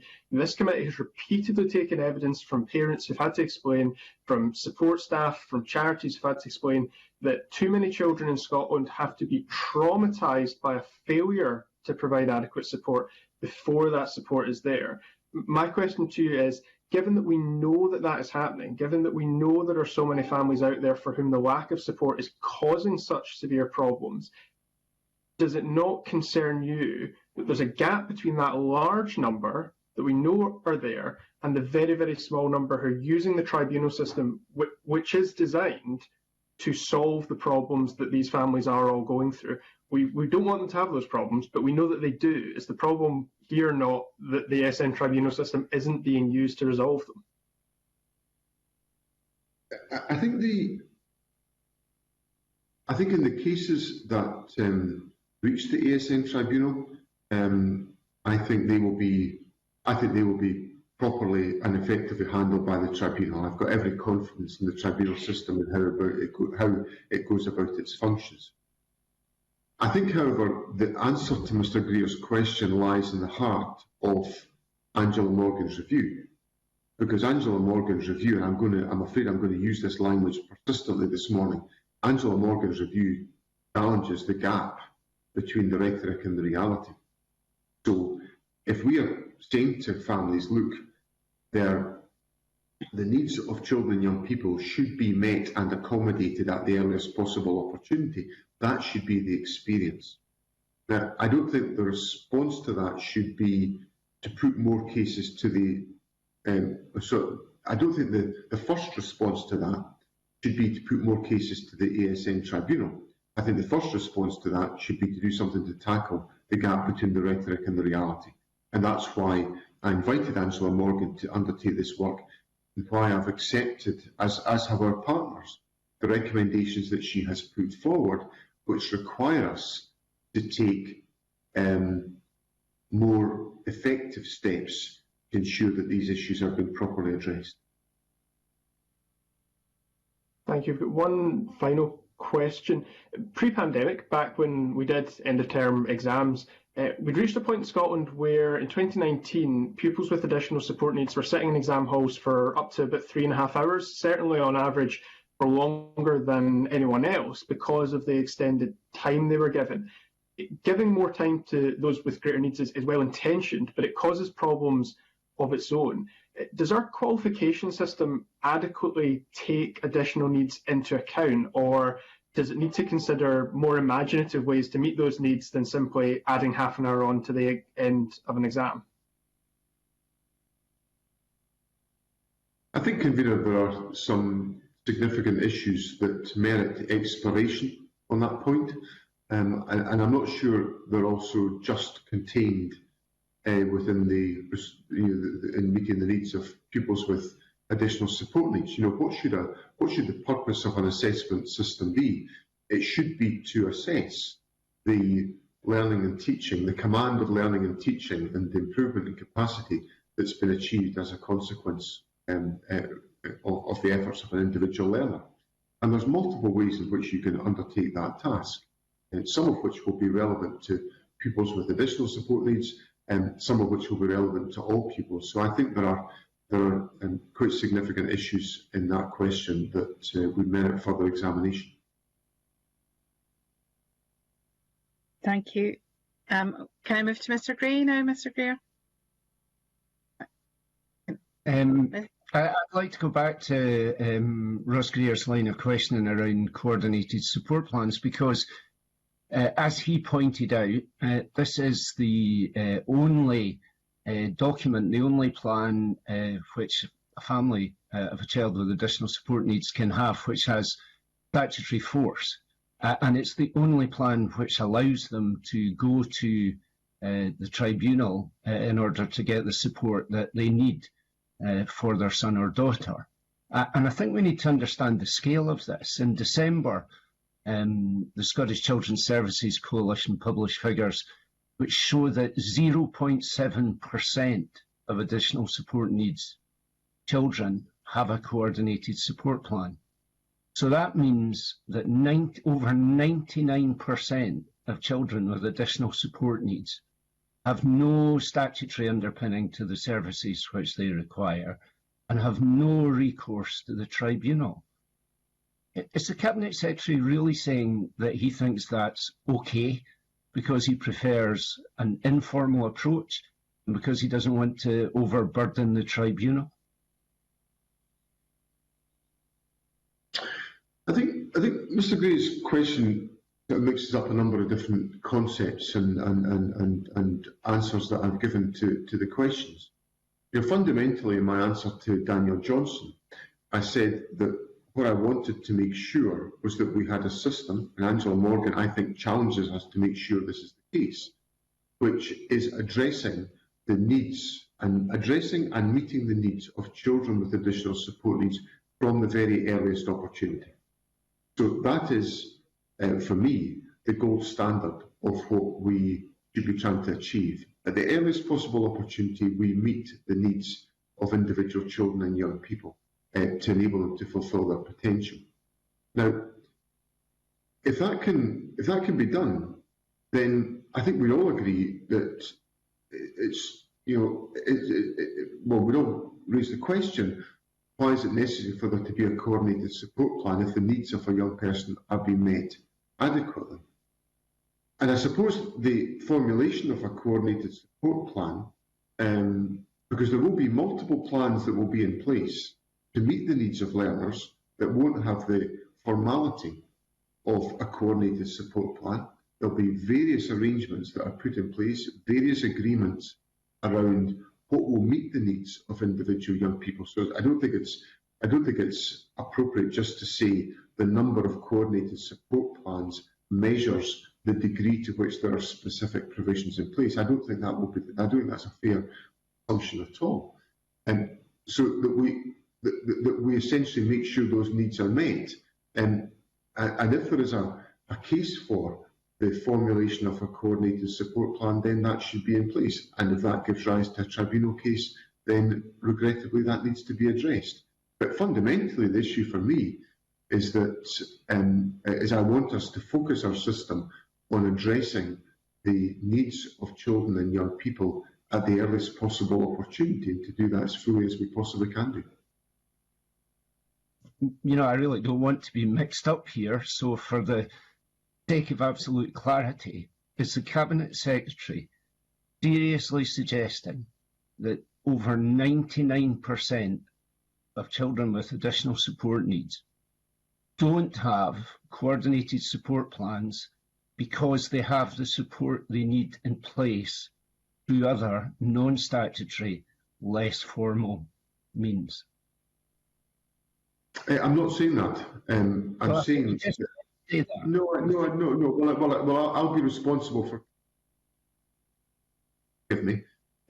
What I've said is that the system I want to see in place, which I've acknowledged in my answer to Daniel Johnson, is not the experience of everybody just now, is that the needs of children and young people are addressed at the earliest possible opportunity with appropriate interventions.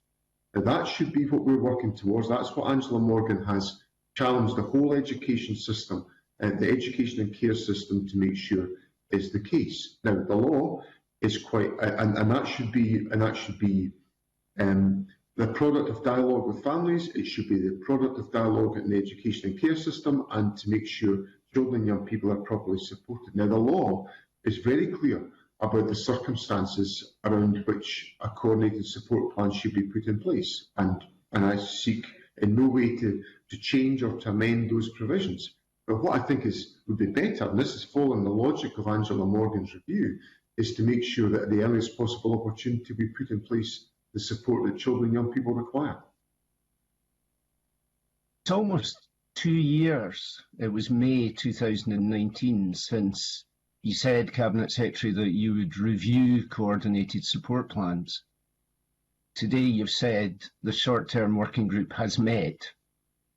So in terms of looking at the role of coordinated support plans and trying to explain why there are so few in place, in 2 years we have a short-term working group which is met. Do you really think that is an urgent enough response?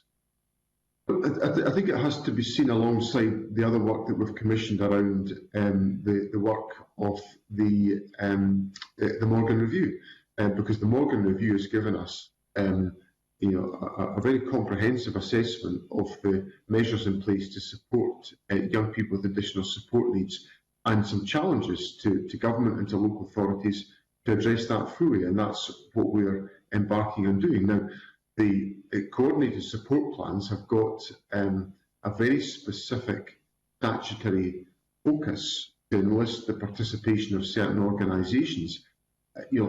Ordinarily, what the Morgan Review says to us is that we've got to make sure that support is in place at the earliest possible opportunity, and that's what I'm wholeheartedly committing myself to making sure is the case.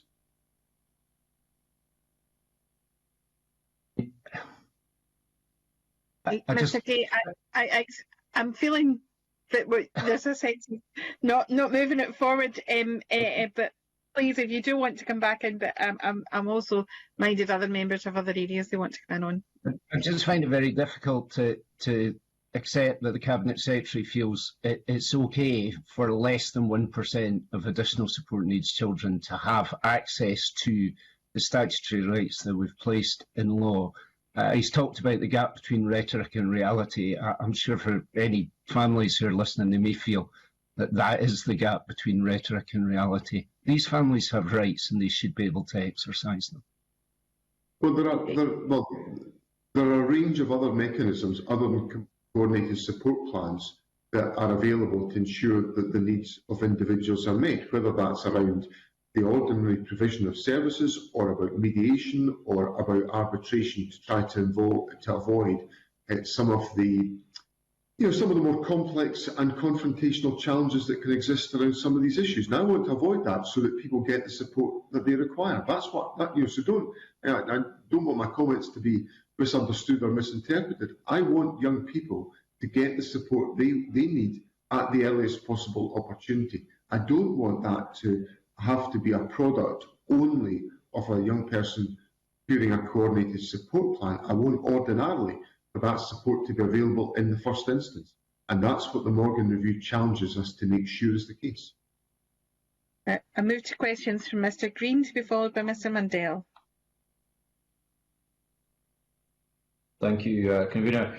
I think Angela Morgan made clear to the committee when she appeared in front of us that the remit of her review into the delivery of ASN did not specifically extend to the issues of staffing and resource, be that financial or workforce.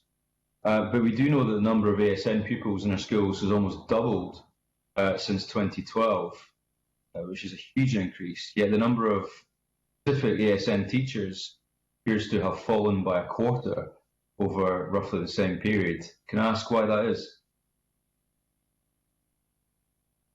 The best way of addressing this issue is about the way in which we have fundamentally expanded the definition of children, of the additional support needs of children, to essentially reach a much wider grouping of our school population, our pupil population. And essentially, the overwhelming majority of those pupils are educated within a mainstream environment where teaching staff and support staff are supported to meet the needs of those pupils within a mainstream environment. Now, that's the model that we operate. We adopt the mainstreaming principle. We believe that to be the most effective way in which this support can be delivered. So, we have a teaching staff and a support staff that are working to meet the needs of individual children and young people within the context of our education system. But isn't that exactly the point? The presumption to mainstream, which I think is a principle which most stakeholders are supportive of in theory, to throw the Cabinet Secretary's own words back at him, the theory and the perception are far different from the reality. For example, recently EIS, which represents the teaching community, surveyed its members, and the stark response was that 80% of teachers felt that ASN needs were not being met in their schools. 80%. So, given that the Morgan Review equally did not look at the overall concept of the presumption to mainstream, can I ask if the government itself will be undertaking any work to look at the efficacy of that policy, that whilst in principle it's a good one, clearly on the ground teachers and indeed many parents believe it is not being delivered properly? I think it's important in this respect that we go back to first principles, and the first principles that I frequently set out to the committee about our approach to education is our determination to make sure that we get it right for every child. That should be the foundation of our approach to education policy. And my discussions with educators around the country, what I'm satisfied they are doing is focusing very directly on the needs of individual children, identifying how they can most effectively meet those needs in the context in which they are being educated. Now, judgments will be made as to whether or not that can be delivered within a mainstream environment. And of course, for some pupils, decisions are taken that cannot be undertaken, and that the needs of those children are met within the context of an additional support needs unit, or perhaps in a special school. So there will be individual judgments made about the position of each individual pupil to determine how their needs can be best met. And what the Morgan Review challenges us to do is to make sure that approach is being undertaken as effectively as we possibly can do. Now, I don't have a policy appetite to review the principle of mainstreaming. that is not the government's position. The government's position is that it supports the policy of mainstreaming. So what essentially we invited Angela Morgan to do was to identify for all partners, particularly those responsible for the statutory delivery of education at local level in our local authorities, how best that could be accomplished. And that's what her review, I think, helpfully sets out for us, and which we are now responding to in the way in which we're taking forward the recommendations. If I may briefly, I'm keeping my questions relatively short. The problem is we have a triple whammy at the moment. There was a firm commitment, Cabinet Secretary, by your government to reduce class sizes. That commitment has not been met in the majority of cases. There's a huge increase in the number of ASN pupils in mainstream education, and the reduction in support teaching staff, ASN staff, and other personnel within the classroom itself. That inevitably has led to the perfect storm that we're in, where teachers are overstretched and as a result feel themselves the ASN is not being delivered in schools. So what is your government going to do to address that? Well, I think there's a number of points of evidence that I think counter what Mr. Green has just put to me. For example, local authorities' spending on education on the last data that's available to us increased from £5.2 billion to £5.6 billion. That's a £400 million increase in education expenditure at local level. As part of that, expenditure to support the education of additional pupils with additional support needs increased from £633 million to £661 million. Now, that's a very substantial increase in expenditure at local level. So I think the evidence of investment, I think, rather runs contrary to the narrative that's been put to me by Mr. Green. And in addition to that, I think what part of what we're trying to do is to make sure that young people have the best educational experience they possibly can do. And I think from a policy perspective, and I've not seen anything that leads me to the view that we should change our policy presumption here, is that the principle of mainstreaming is the right and the inclusive approach for us to take. And indeed, in my observation of our schools, the application of the principle of mainstreaming creates a very inclusive environment within our schools and makes these young people feel very much part of our society, and I very much welcome it. Thank you. Can we move to questions from Mr. Mundell, please? Thank you, Convener. I don't think it's a declarable interest, but just given the questions I'm going to ask, draw members' attention to the fact that I've been diagnosed with dyspraxia and dyslexia. I wondered, Cabinet Secretary, how confident you felt in the identification of ASN. Obviously, one of the issues that comes up time and time again is the role of teachers and whether classroom teachers have got the skills and training and confidence to identify additional support needs like dyslexia and apply that across the board. And what seems to be a kind of sort of less use being made of educational psychologists. I just wondered if you had any reflections on that in light of the report. I think there's a series of stages in the identification of needs that it's important that are all properly taken forward. I think we take the life journey of a child that I've gone through with the committee. There's a number of stages where there is assessment made of the development of an individual child, initially through the intervention of midwives in the early days of a child, and then into the health visitor community. And crucially, there must be a connection between all of these different stages as that child then moves into early learning and childcare, and then ultimately into formal school education. So in all these stages, we should be considering the developmental milestones that we would ordinarily expect to see in a child. And if there is anything emerging from that analysis that suggests that there may be some need to recognise a challenge or an issue that is faced by that child, that should be further explored by the appropriate specialist capability. Now, Mr. Mundell specifically put to me the role of educational psychologists. You know, if a classroom teacher feels a young person is not developing the way they perhaps should be, the system should spark a dialogue with families so that families are fully involved in understanding and appreciating the issues that are causing concern. And then, if necessary, external assistance should be obtained to support that. And that would, in a lot of circumstances, come from educational psychologists.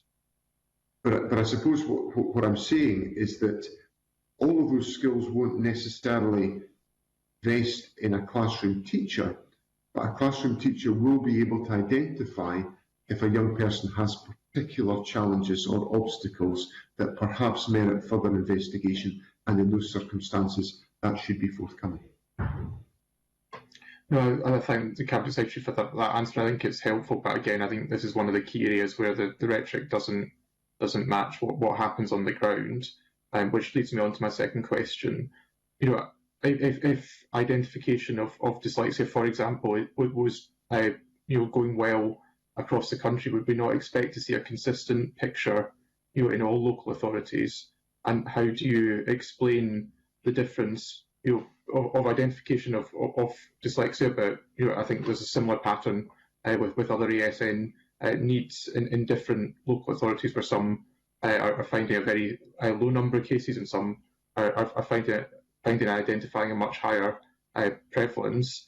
And on top of that, where is the quality assurance in the system for people living across the country that makes sure that all local authorities are meeting a minimum standard? Because it doesn't seem to, there doesn't seem to be anything that makes sure that there is consistency built into the system.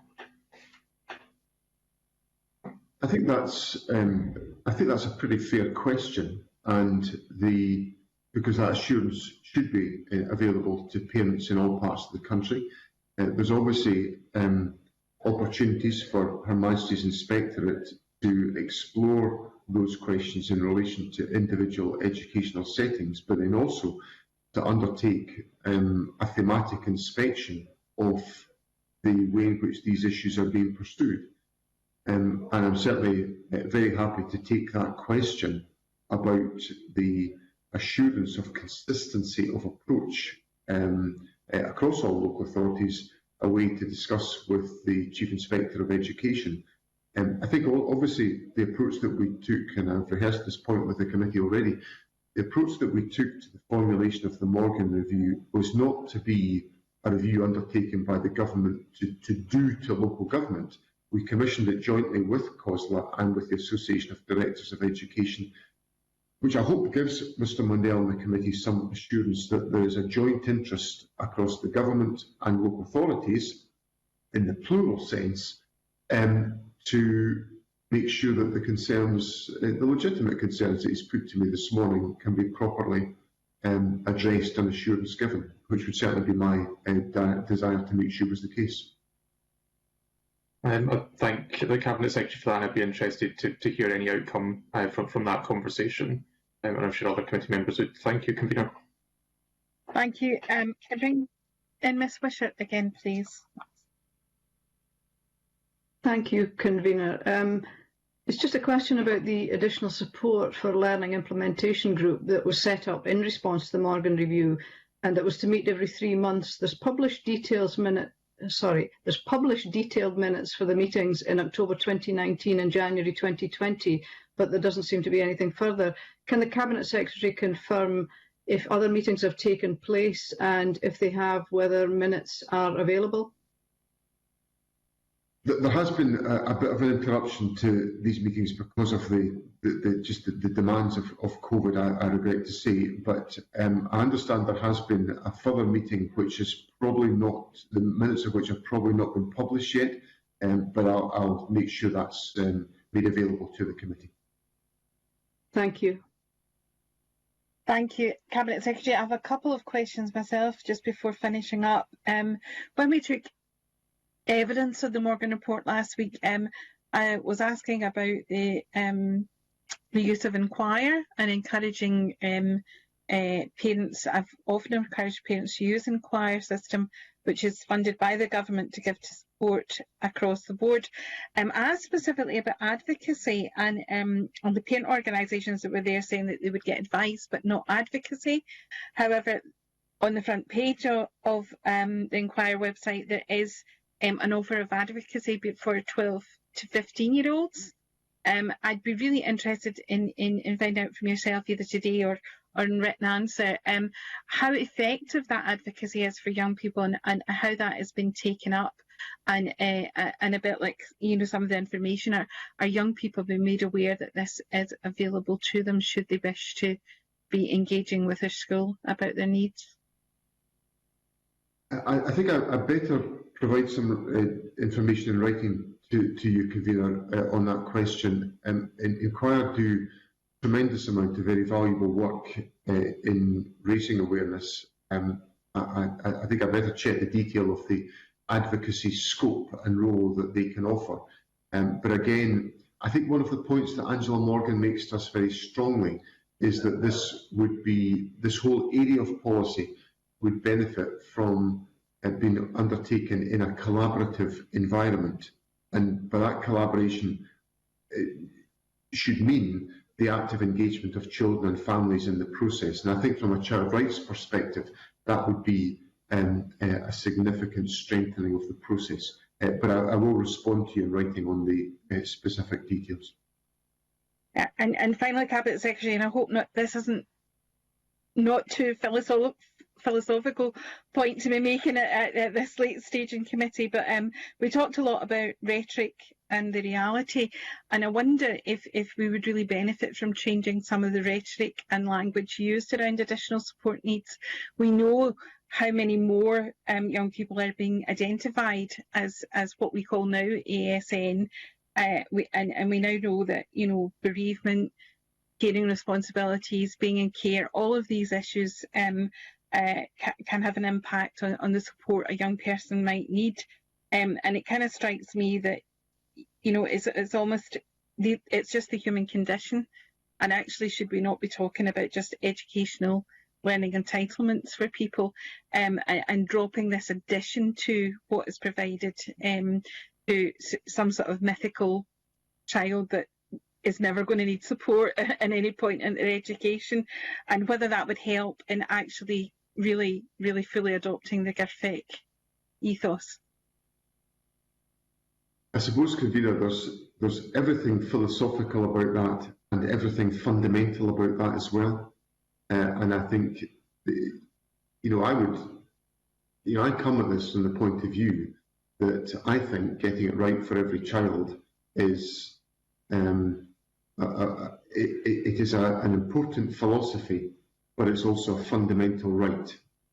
And if we did get it right for every child, then I think, firstly, we would enable children to have much more fulfilling, happier lives. And if we got it right for every child, we would reduce the strain and the stress that are carried by some of our fellow citizens as they wrestle with the needs of their children. And I'd much rather we had a discussion about getting it right for every child than have a discussion about how we meet. I'd rather just meet the needs of all children, and to do that properly. That's what getting it right for every child is all about. And if we were able to do that and to work through the different stages that I've talked about, the engagement with health visitors, the engagement with midwives, the engagements with early learning, the ethos of the ethos of universal early learning and childcare from the age of 3 upwards is designed to give children the very best start in life. And that's an important ethos that I think should be at the foundation of our education and care system for children. Thank you very much, Cabinet Secretary. I'm going to draw that agenda item to a close, and can I thank you once again, Cabinet Secretary, for appearing before us on both issues this morning. I will now move into private session on Teams with the rest of the committee and thank everyone for their attendance this morning.